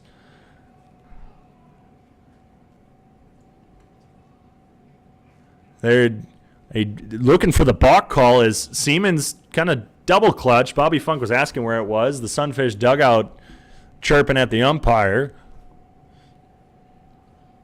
The 1-2 swung on, driven into right field. Is that going to fall? Nope. Fogelstrom makes the catch, but not before the Sioux Falls Sunfish take a 4-3 lead after crossing 2. 4-3 Sunfish heading into the bottom of the 7th. It's stretching time in Grand Forks.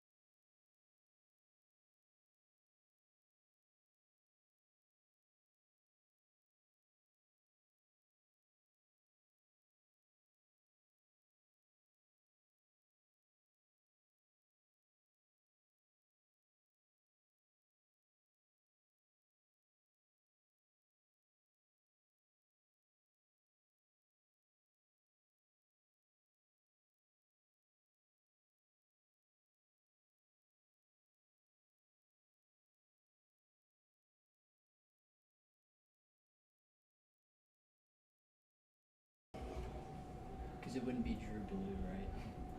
That's the only other 20. A few substitutions and changes here for the Sioux Falls Sunfish. Fans, It's time for a call to the bullpen. Kenny Dutka now on the mound for Sioux Falls, relieving Mitch Stone. And taking his place out in left is Andrew Garcia. So we'll see Andrew Garcia potentially bat in the next inning for Kenny Dutka. Unless Kenny Dutka continues to hit. Probably shouldn't change that in my scorebook just yet. Houston Fogelstrom leading off for the Weed City Whiskey Jacks. First pitch from Dutka fouled to the glass. I'm not sure if everyone heard that, but if there was no glass here, that was straight in my face. Then I wouldn't be able to talk anymore, and that's no fun. But Sioux Falls leads 4-3 now in the bottom of the seventh after a 2-run top of the seventh. Swung on and missed by Fogelstrom on the breaking ball from Dutka. He's down 0-2.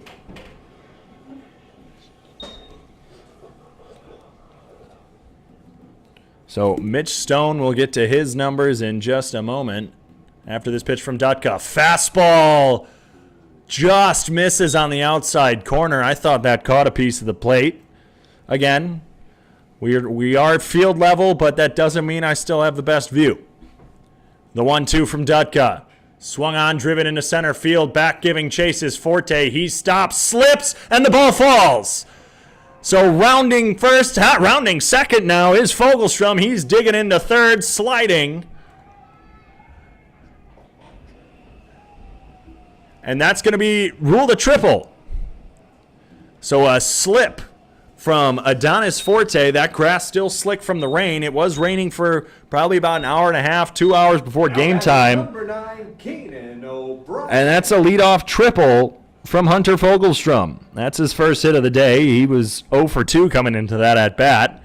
And the first at-bat from relief pitcher Kenny Dutka is a leadoff triple. So the tying run just 90 feet away for Keenan O'Brien. He takes a fastball strike off the first pitch.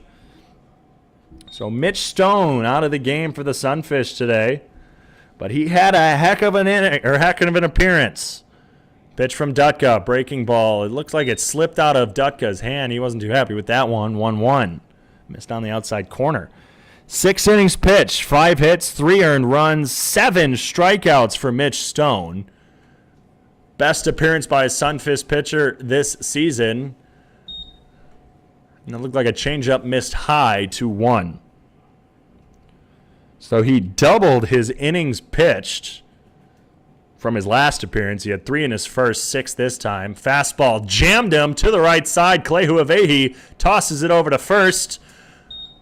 But the run scores. So 1 out, 1 run has crossed. The leadoff triple from Hunter Fogelstrom pays off on the 4-3 putout. So 4-3 putout crosses 1, and we are tied here in Grand Forks once more. Zoe Hicks takes a fastball inside corner, strike 1. But again, 6 innings pitched, only 5 hits, and actually 3 runs. 2 of them were earned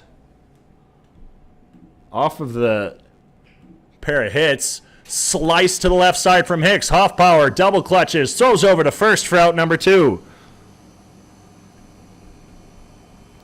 The 5-3 from Zoe Hicks. She's 0 for 3 on the day.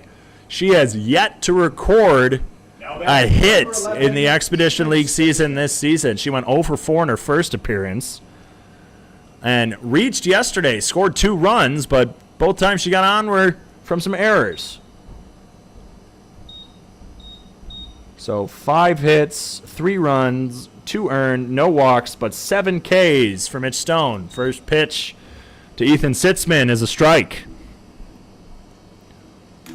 4-4 here in the bottom of the 7th. We'll get to the scoreboard around the league in just a bit. Breaking ball misses low and away, 1-1.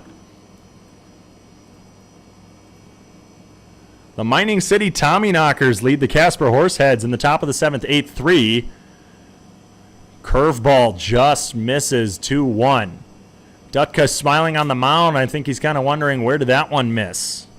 I'm wondering the same thing myself. That looked like the knees, and it looked like it hit the outside corner. 2-1. Fastball low. 3-1.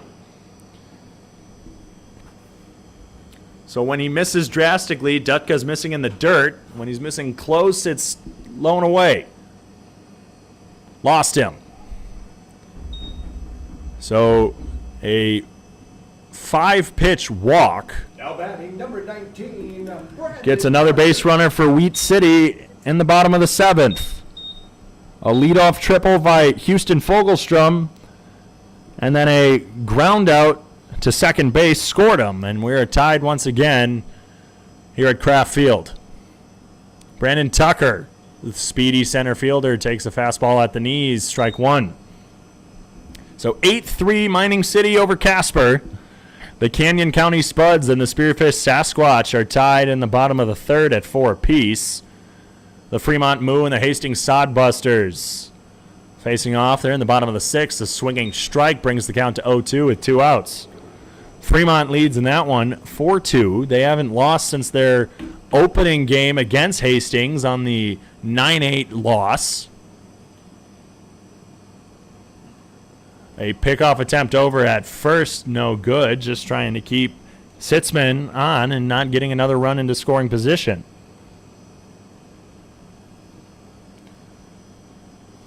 And then the Badlands Big Sticks and Sewers Valley Saberdogs have been delayed due to rain, 3-2. But the strikeout from Kenny Dutka, he got Tucker swinging. A run does cross. We're tied again after 7. 1 run off 1 hit, no errors. 1 left on base for the Wheat City Whiskey Jacks. It's 4 apiece here in Grand Forks.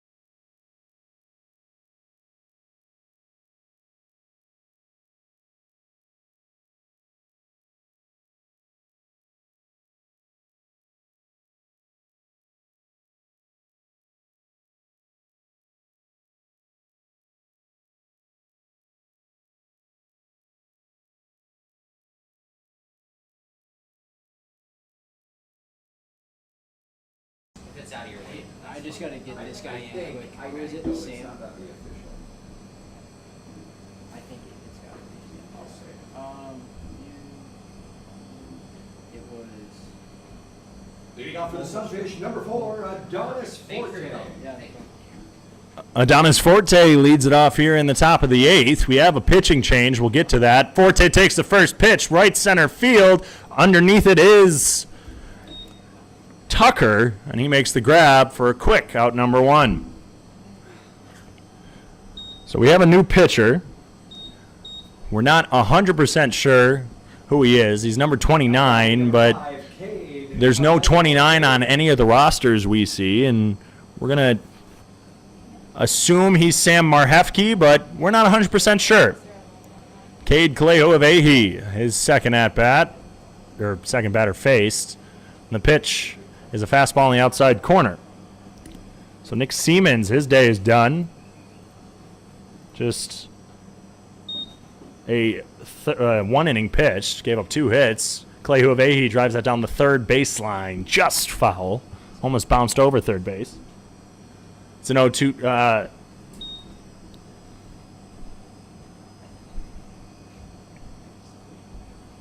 So 1-inning pitch, 2 hits, 1 run. It was earned. A ball and 2 strikes.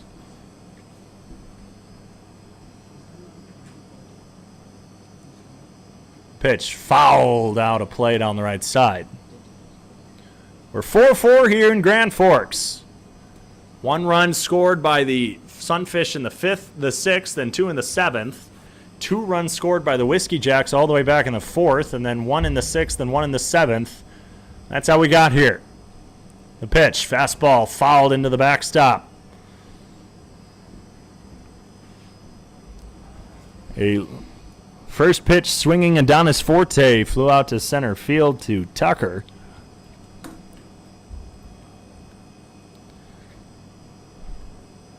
Wind up the pitch. Changeup just misses the outside corner. And assuming this is Sam Marhefke on the mound, he's frustrated with that call. Again, there was no 29 on the roster, and I think we're just thinking this is the Neenah, Wisconsin native. Kalei Huawehi swings on that one into right field, but Fogelstrom gives chase and makes the catch for out number 2. Fogelstrom let one get off the end of his glove there in that last inning, and that ended up scoring off of the Jesus Licon double.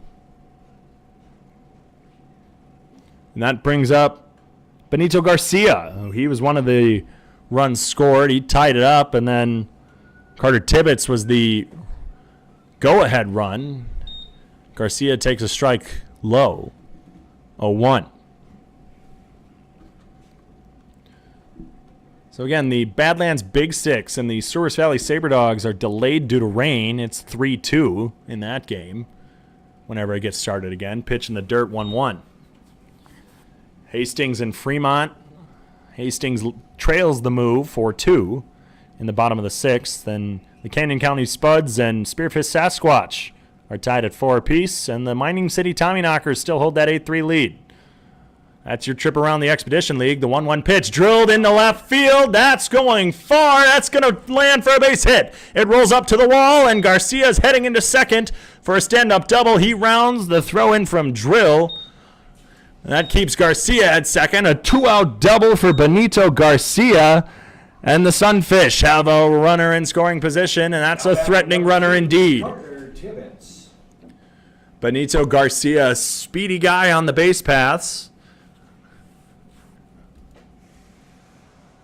He swiped a base. He swiped second in his last at-bat, and that's, or last time on base, rather, and that's how he ended up scoring. He's dancing out there, getting the pitcher's attention. Carter Tibbetts takes a breaking ball in the inside corner. 0-1.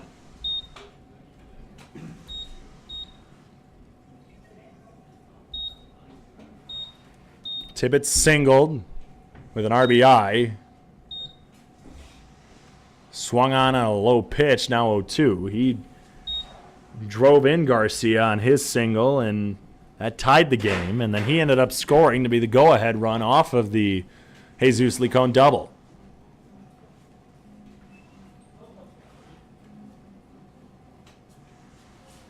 Time called from Tibbetts. We're in the top of the 8th, 4-4 Sioux Falls and Wheat City. There's a beautiful sunset in the distance. Pitch. Jammed him, and that's a foul ball from Tibbetts.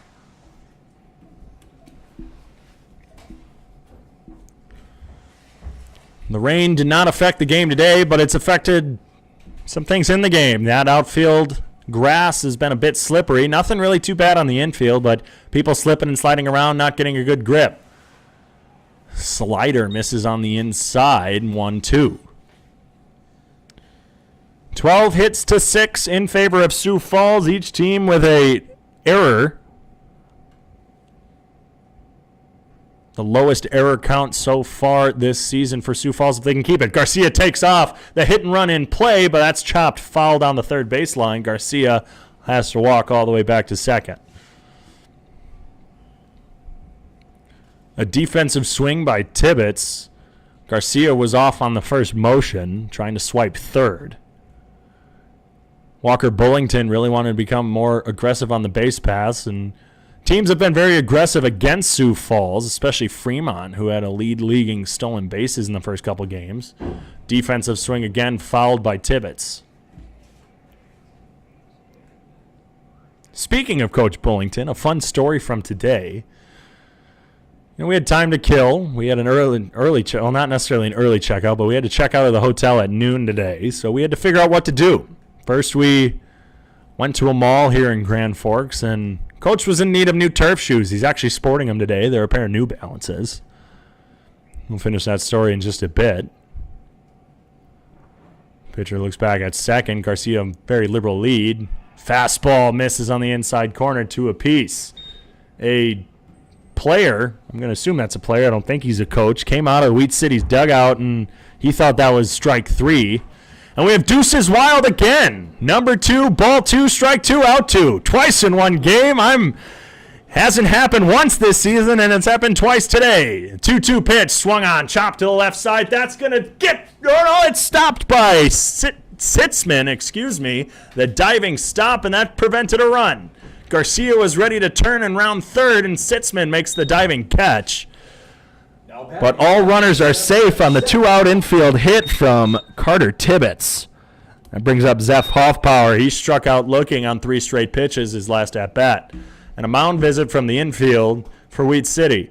Runners at the corners. They're probably going to talk about some sort of defensive strategy because the likelihood of Carter Tibbetts taking second in a moment like this and trying to force a throw from Keenan O'Brien would end up scoring Juanito Garcia. The ump's calling to break up the mound visit. And we are back. But going back to my story, Coach Bullington, we went to a store and he was looking for some turf shoes. He found a pair he liked, and just the type of guy Coach Bullington is. He's friendly. He talks to everyone, and we saw some of the players as they were walking into the store as myself, Coach Bullington, and assistant coach Lane Hovde were walking out.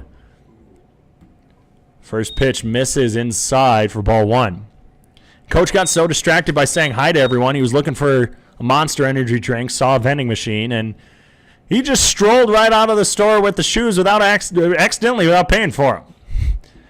Pitch misses inside again, 2-0. And Coach Hovde and I are walking behind him, and I'm just like, I'm thinking, I'm just like, is he going to pay for these? And I'm just like, oh, maybe he rung up and I just didn't see him back where we got the shoes. Maybe he checked out. The 2-0 pitch. Change up, hits the zone, 2-1. And Coach Hovde, he was even saying, he's like, watch, these alarms are going to go off. And I didn't think I wasn't sure if he knew if he paid for them or not. And Coach Bullington gets to the vending machine. We'll finish that after this pitch. 2-1 high, now 3-1. He gets to the vending machine because he's wanting a Monster Energy drink. He's a little low on energy, and he goes to set the shoes down. And as he's setting them down, he realizes what's in his hands, and he's just like, well, I didn't pay for these. And we all had a good chuckle. We weren't sure what was going through his mind. Garcia taunting at third with a steal, and Hoffpower fouls it off. We got to count it.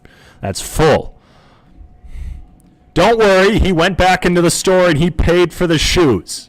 Coach Bullington is not wearing stolen shoes. No. He went back in and said, I need to pay for these. He bought the Monster Energy drink first, but then he bought the shoes. Payoff pitch, runners go, and that's fouled out of play down the right side. Tibbetts off and running on the pitch with the full count, 2 outs, but that's just the type of guy he is. Coach Bullington is such a friendly, funny guy that, if he sees people, he's going to have a conversation, and he was just having such friendly conversations that he just got distracted and forgot to pay for a pair of shoes. Runner goes, defensive swing by Hoffpower. That one's out of play again. Umpires getting some fresh baseballs.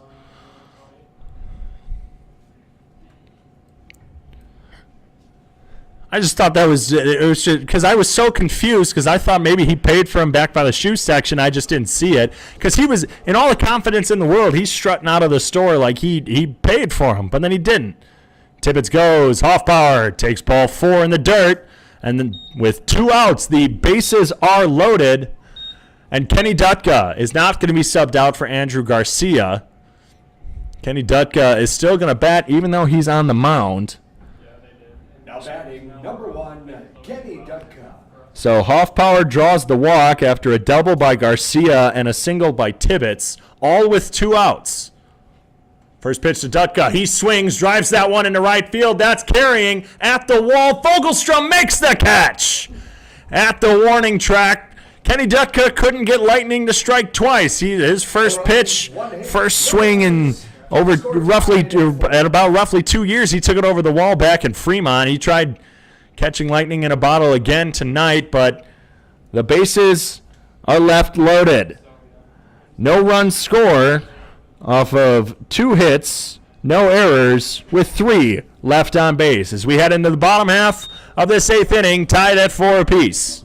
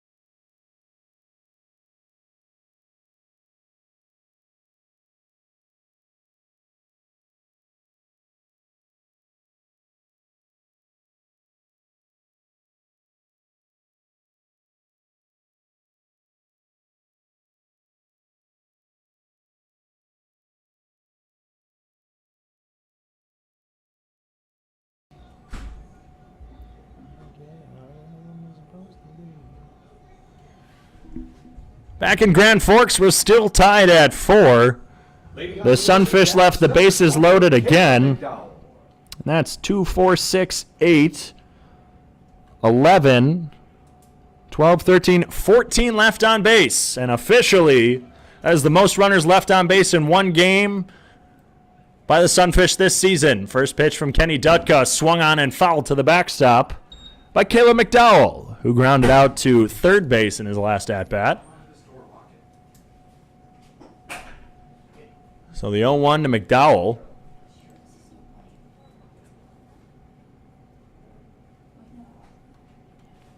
Swung on, grounded to the left side.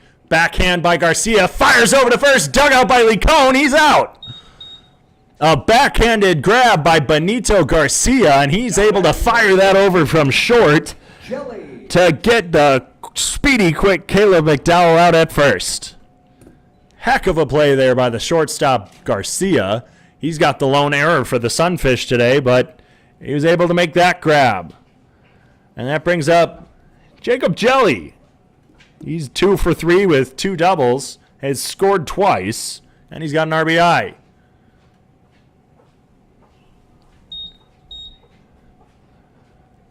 Grounded to short in his first at-bat, a quick bottom of the first inning.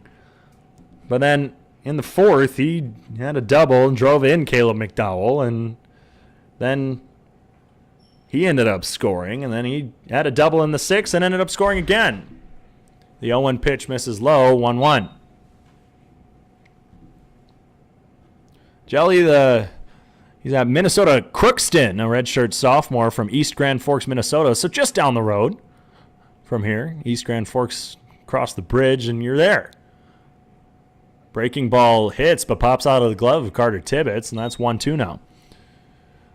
Minnesota Crookston of the Northern Sun Intercollegiate Conference. They're in the same conference as Augustana, which is the field that the Sioux Falls Sunfish will call home.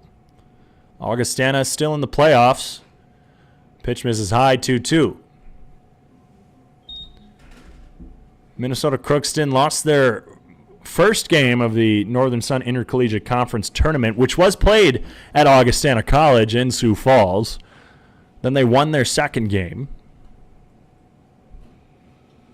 The 2-2 pitch from Dutka. Swung on and missed. Dropped by Tibbetts. Makes the tag on Jelly. And that's 2 away quickly here in the 8th. Now batting number 7, Nolan Drill.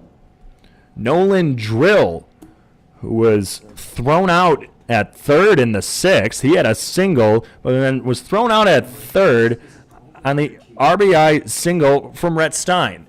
It was the timing play, but they ended up tying the game. Swung on and missed by Drill on the curveball. Dutka quick getting set. He's not taking any time. He's ready to go. Breaking ball swung on, foul down the third base line. 0-2 count now to Drill. But yeah, East Grand Forks, Minnesota, from where Jake Jelly is from. We actually, we were in downtown Grand Forks after we went to the mall, and another Coach Bullington story, the 0-2 pitch from Dutka. High fastball, misses, 1-2. But apparently Coach Bullington had never been to Minnesota. He's been all across the world, all around the world. But he'd never been to Minnesota. And where our bus was parked, we're right by a bridge where if you crossed it, you were in East Grand Forks. Breaking ball misses outside, 2-2. And we're staring at it, and I kind of just saw the sign. I'm just like, oh, welcome to Minnesota. And Coach Bullington's just like, wait, is that across that bridge you're there? And he's just like, yeah. And so Coach walked to Minnesota all the way from Grand Forks. Swung on and missed by Drill for back-to-back strikeouts from Dutka. 3 up, 3 down in the 8th. We head into the 9th inning here at Kraft Field, tied at 4 apiece between the Wheat City Whiskey Jacks and the Sioux Falls Sunfish. Tied at 4.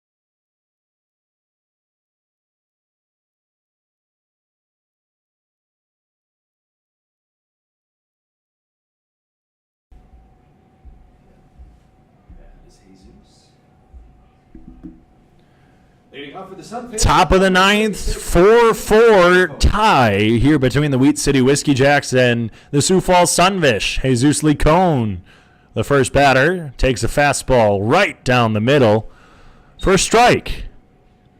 Licone with a double in his last appearance. That drove in Carter Tibbetts. It was off the glove of Fogelstrom out and right. Swung on into the Sunfish dugout. Everyone was ducking aside. I see a helmet rolling, so it hit something.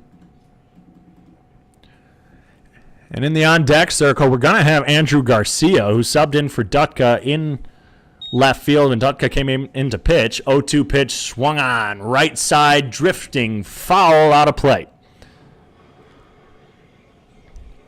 So Garcia was playing left. He's going to take the DH's spot in the lineup for Brandon Gillard, who went 0 for 3 today.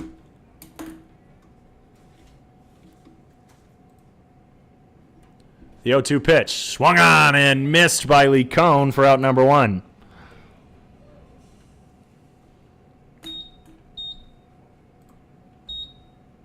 Now batting number 21, Andrew Garcia. Andrew Garcia, like we said, he's from the University of Antelope Valley. He calls Downey, California his home. He's going to bat from the right side of the plate.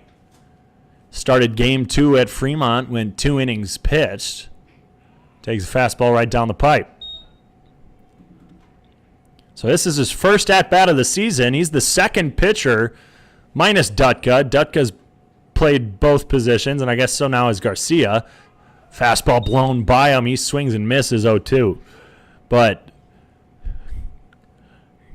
yesterday, Drew Ballou, the pitcher, he got a late inning at bat, top of the ninth. He struck out swinging. Fouled by Garcia to the backstop, 0-2 still. If I had known Garcia was going to hit today, I would have probably asked him, when's the last time you've taken an at-bat? He was taking infield practice earlier before the game, and he's been playing left field. Swung on, driven high, shallow right field. Coming in is Fogelstrom. He calls off Zoe Hicks, and he makes the grab for out number 2. Now batting, number 8, Bobby Funk. Fogelstrom been pretty busy out there in right field. A lot of F9s on the scorecard. F7s and F9s today, even though there's really been no wins, so no reason for people to be having their balls carry that way. But Bobby Funk, the last hope in regulation, he chops one down the left side of foul. By regulation, that's not really a baseball term. That's just in, the first 9 innings played. Of course, Wheat City still gets their bottom of the ninth no matter what to try and either tie the game up if a run scores here or take the lead and win the game. Funk swings and misses on that one. 0-2 count now with 2 outs. Funk flew out to left field. He's one of those F7s. That was his last at-bat. Swung on a pitch in the other batter's box. It fooled him. 3 up, 3 down for the Sunfish, and Wheat City looks to walk it off in the bottom of the ninth. We'll see if they can right after this.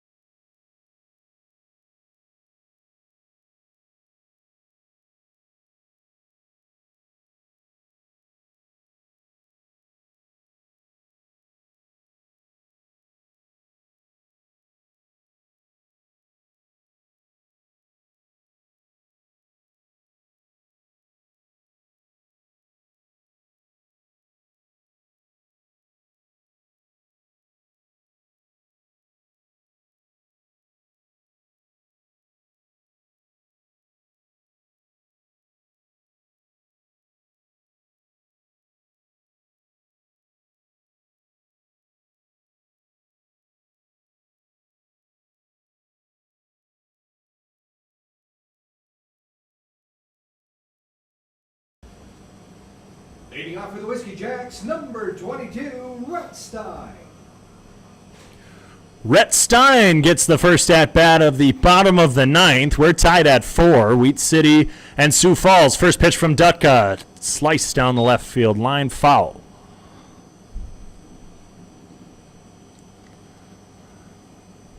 So 0-1 pitch from Dutka. Only the second Sioux Falls pitcher of the night. That's the least amount of pitchers seen by Sioux Falls in any of these games. And fastball misses inside 1-1. Every game so far has seen 3 pitchers for Sioux Falls. This is the only one that's only seen a pair. Fastball hits that inside corner, 1-2. Dutka coming in relief of Mitch Stone, who pitched 6 today. This is going to be Dutka's 3rd inning. Swung on and missed. That's the 3rd straight strikeout for Kenny Dutka. All 3 of them swinging, going back to the bottom of the 8th. Batting number 21, Houston Fogelstrom. 5 straight retired, dating back to the 7th. A strikeout to end the 7th. A 6-3 putout in the 8th, followed by 3 straight strikeouts here to begin the 9th. That brings up Hunter Fogelstrom. Houston Fogelstrom. Correction. He fouls that to the left side, down 0-1 quickly. Dutka making quick work. After every time he gets the ball back from Carter Tibbetts, he gets set right away, shakes off a sign, winds up, delivers. Breaking ball, misses high, 1-1. How did we get here? Well, the Wheat City Whiskey Jacks tacked on 2 to take the lead in the fourth. 1-1 from Dutka misses high, 2-1. Tacked on 2 in the fourth. Weren't able to get any in the fifth. But that's when Sioux Falls cut the lead to 1. Then they tack on 1 more in the sixth to tie it up, but Wheat City responds with one of their own in the bottom. A skyrocketed pop fly over the back side of the press box, and it's 2-2 now. Sioux Falls then takes a lead, scoring 2 in the seventh. But then we get tied at 4 in the bottom half of the seventh, and it's been scoreless since. So 4-4 here in the bottom of the ninth. 2-2 pitch, swung on and missed. Another strikeout for Dutka. That is 5 on the day for Kenny Dutka, who started today in left field. And that brings up the catcher, Keenan O'Brien, the last hope to prevent extra innings here in Grand Forks. Kenny Dutka with a single and a walk as well today from the plate, as was playing left field. Now he's pitching. Breaking ball hits for strike number 1. Neither team has made it to extra innings so far this season. The 2-2 Whiskey Jacks, 1 win over Sioux Falls last night in regulate. Again, I'm saying regulation. Is there a word? I'm kind of looking around. Is there a word really for the first 9 innings, or because it's extra innings? Obviously, free baseball once you get to the extras. Breaking ball misses high and outside, 1-1. But I'm going to call it regulation because everyone I think knows what I'm talking about. But last night it finished in just 9 innings, and then against Souris Valley, their 1 win, swung on and missed by Keenan O'Brien.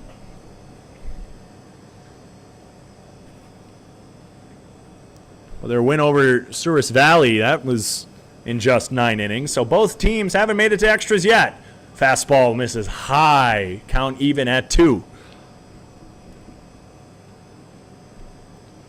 So a combined 12 strikeouts from Sioux Falls pitching today.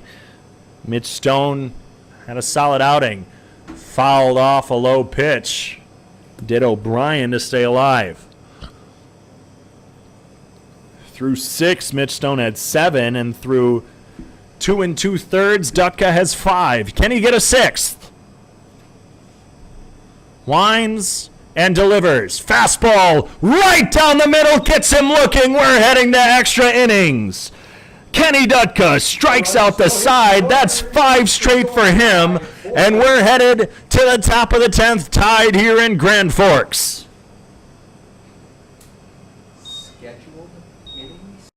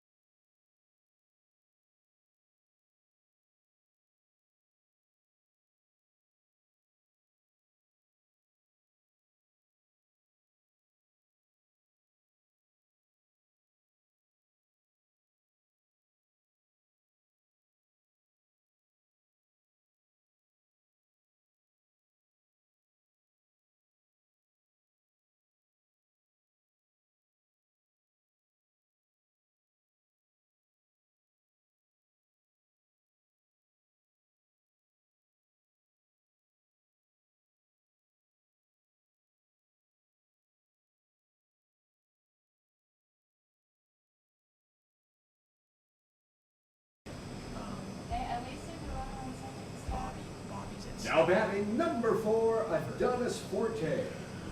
Both teams in extra innings. They've never made it before, and so one of those rules is a runner starts on second base, and for the Sioux Falls Sunfish with Adonis Forte up to bat, it's Bobby Funk out at second. He recorded the last out, so he's going to be the runner on second.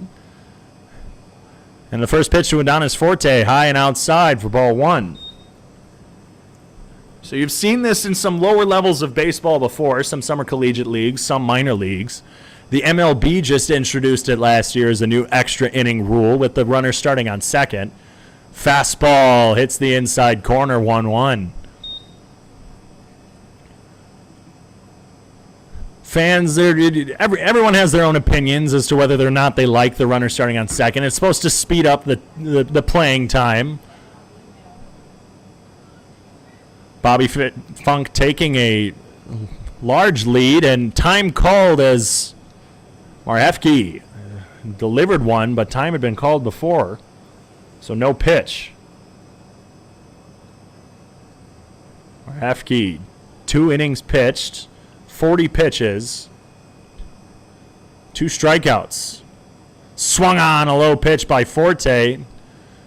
That's 1-2, and the throw gets by Marhefke from O'Brien, but just behind the mound. Bobby Funk lunged at third just to try and throw him off, but no bite.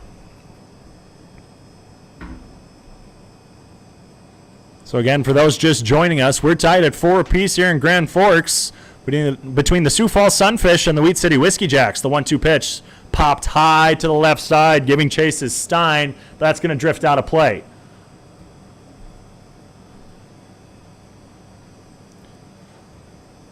So we're tied at 4 apiece. Wheat City took an early 2-0 lead in the 4th. Top of the 5th, Sioux Falls scored a run of their own, scored one more in the 6th to tie it up. Wheat City took the lead back in the bottom half of that inning. 2 runs, including one being Adonis Forte, scored in the top of the 7th for Sioux Falls, and one to tie it up in the bottom by Wheat City. Forte swings and misses for out number 1. So that's how we got here in extra innings. 4-4, 13 hits for Sioux Falls, 6 for Wheat City. Each team has an error. Cade Kalehuavehi steps up with Bobby Funk on second base. He gets a piece of that one, but out of play down the right side. Kalehuavehi today has flown out to right field in his last 2 at-bats, but he does have an RBI in the 5th. He was the one who drove in that first run.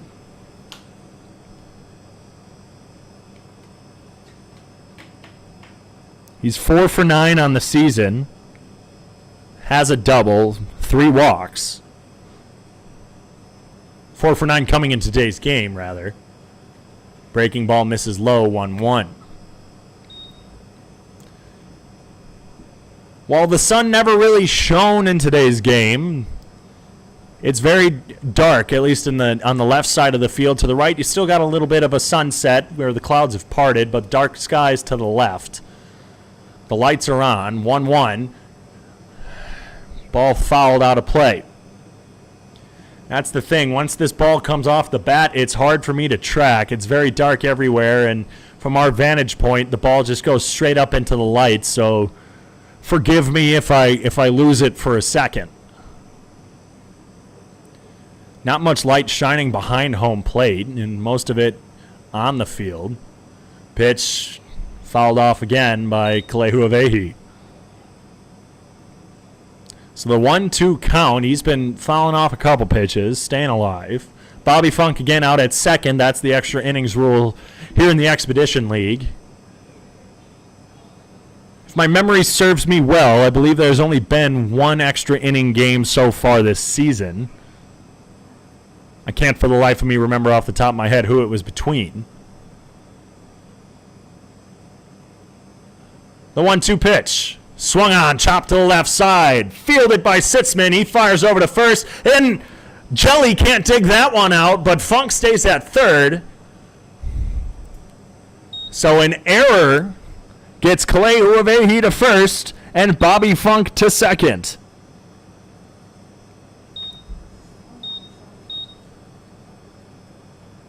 Now batting number 10, Juanito Garcia. Juanito Garcia now up to the plate, but a mound visit by the infield.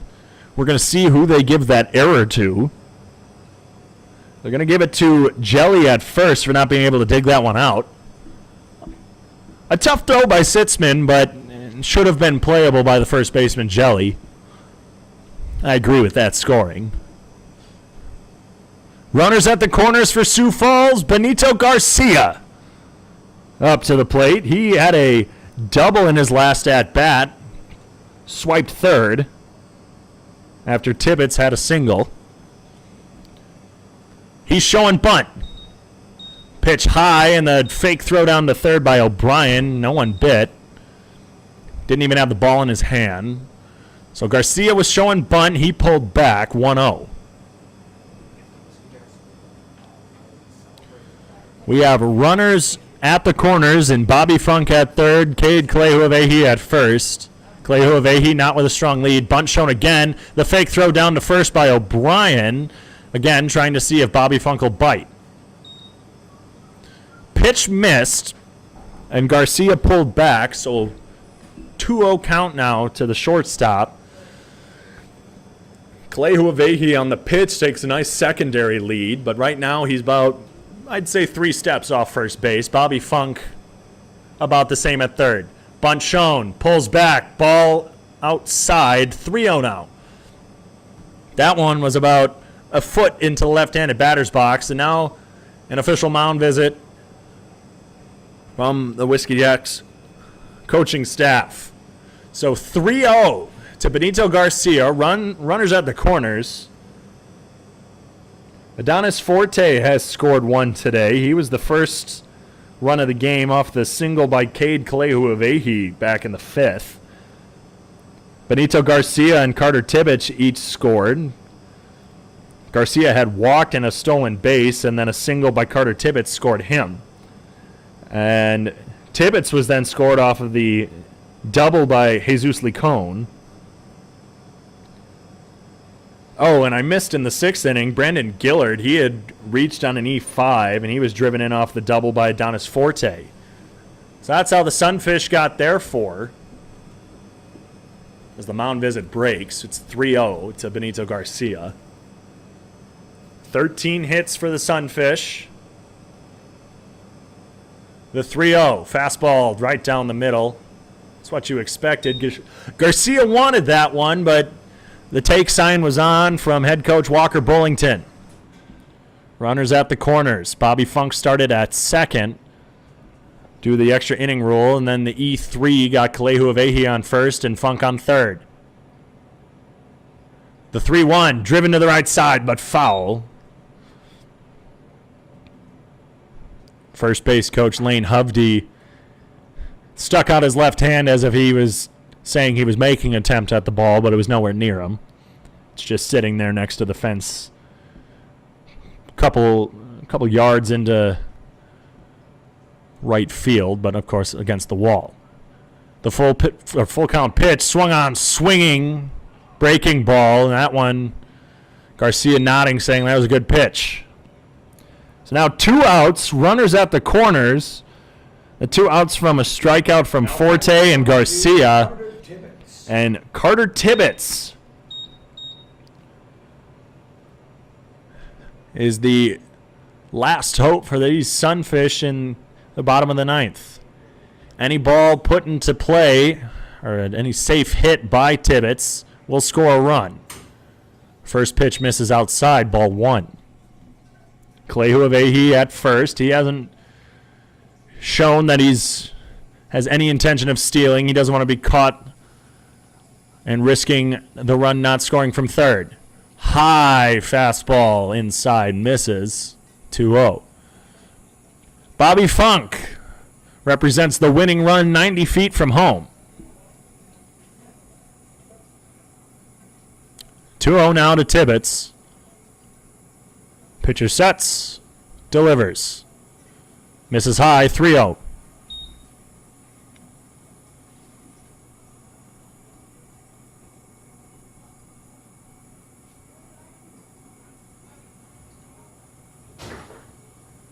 Runners at the corners. 3-0, 2 outs. The pitch to Tibbetts. Just hits the lower outside corner. 3-1.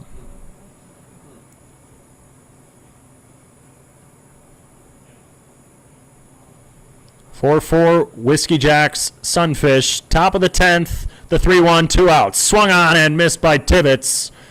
And the Whiskey Jacks are 1 out away from getting out of this jam and potentially walking off in the bottom of the 10th.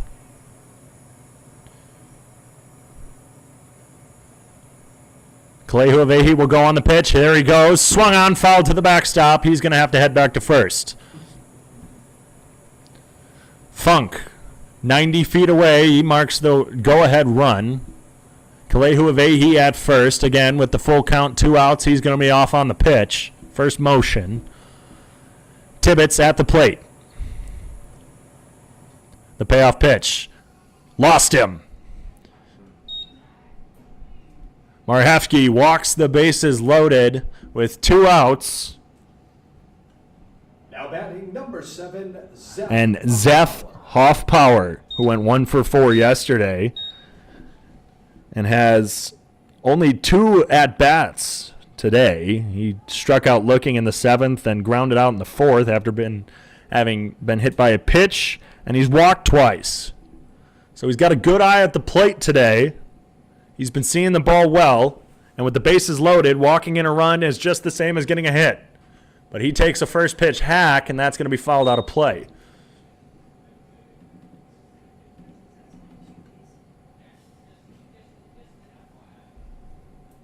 Tibbetts at first. Kalei Huavehi at second. Bobby Funk the go-ahead run at third. The 0-1 pitch from Marhefsky. Swung on, chopped to the left side. That goes up against the Sunfish dugout. Foul. So down 0-2. I've said he's been seeing the ball well, and he's taken 2 good hacks. He's a little choked up on the bat. Not too much, but he's definitely trying to shorten his swing.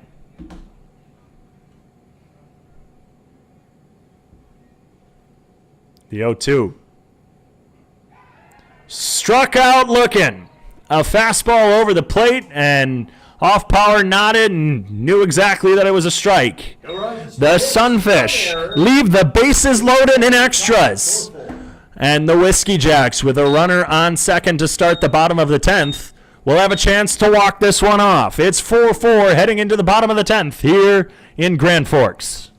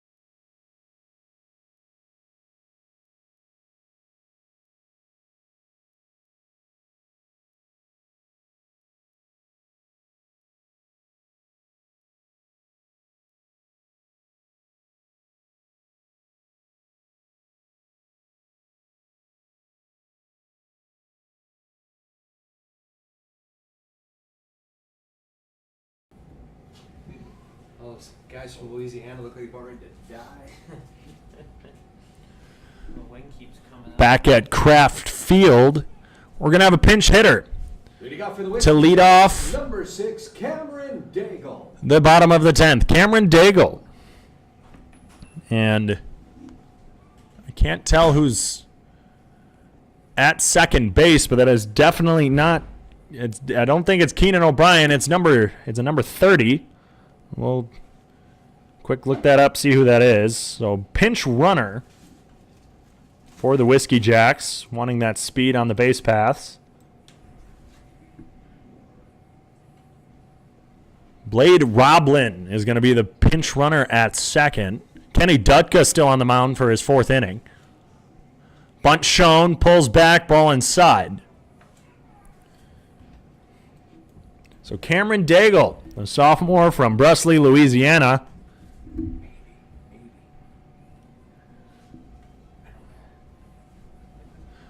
And he's getting his first at-bat of the day. Pinch hitting for Zoe Hicks. He was supposed to start at second base. That's the original lineup we got, and then Hicks was subbed in at the last second. Jesus Licon is very creeped in at first base as Daigle was showing bunt. Strong lead at second by the runner. Bunt shown. Bunts down the third base line. That's going to be fair ball picked up by Tibbetts. Fired to first. Are they going to call him safe or out? He was called out. Kenny Dutka was standing in my way of the umpire. Walker Bullington is coming out because. So here's what the ball. It was bunted down the third base line.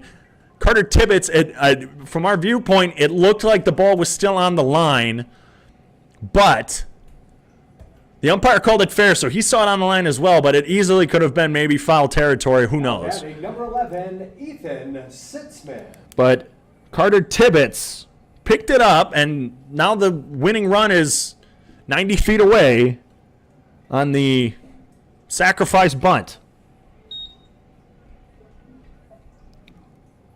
Ethan Sitzman, with 1 out, faces Kenny Dutka. The lefty-righty matchup. Fastball high, misses, 1 out. Dutka the lefty, Sitzman the righty.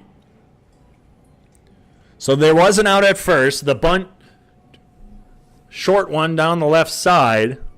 And Tibbetts fired it over to first after the ball was called fair. Breaking ball, misses high, 2-0.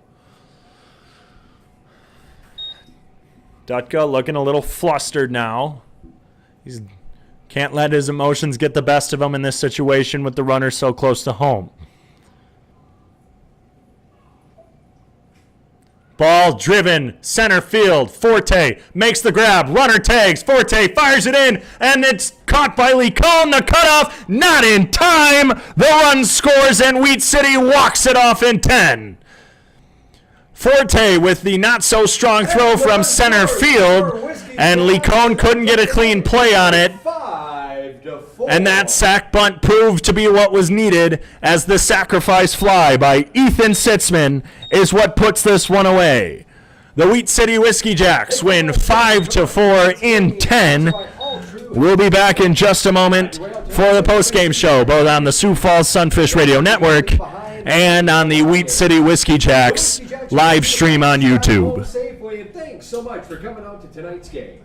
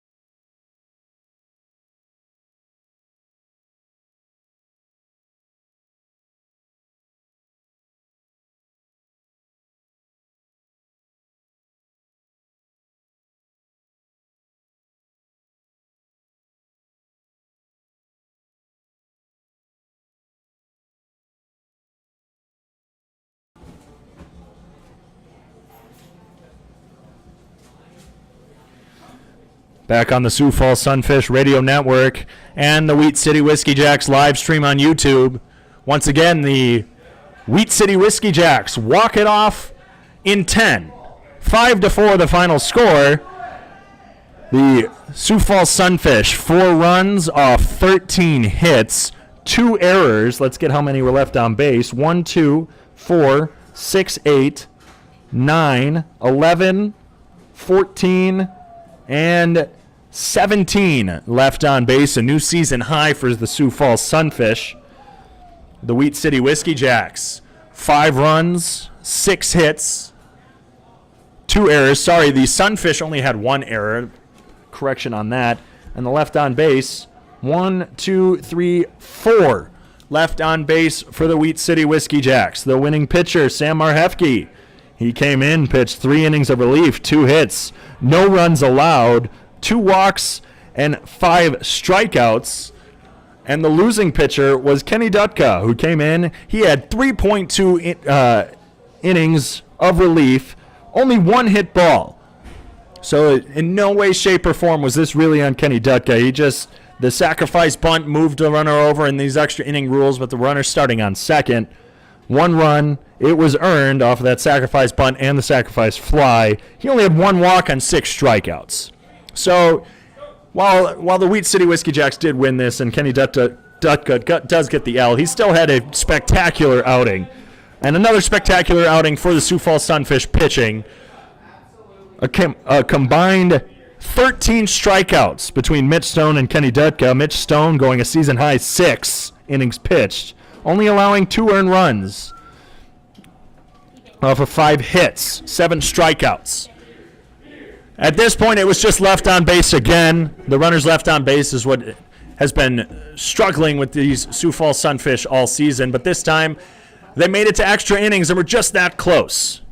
Both teams have tomorrow and Monday off, and then Sioux Falls makes the trip back up to Grand Forks on Tuesday for a 3-game series against the Wheat City Whiskey Jacks. Tuesday, first pitch set for 7:05 once again. It will be on both the Sioux Falls Sunfish Radio Network and the Wheat City Whiskey Jacks live stream. Once again, your final score from Kraft Field in Grand Forks, the Sioux Falls Sunfish 4, the Wheat City Whiskey Jacks 5. I'm David Coyer. Thanks for tuning in tonight, and have a great rest of your evening. Good night, everybody.